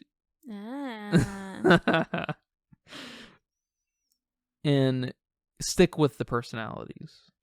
There's not a lot of development with the characters there, right? But they have so much personality. Each of them have they're basically archetypes of of a character. Which is what I like about A Bug's Life. Yeah. Although I don't know why, but A Bug's Life, they do feel a little bit more. They do feel like they have a little more person. I guess it's a little bit different because in A Bug's Life, they don't live. They do live like in whatever little circus thing they've got going on, but they're not. They're always on the road, ironically, because these cars are not always on the road. They're kind of stationed at the cones and whatever, and so it feels a little more.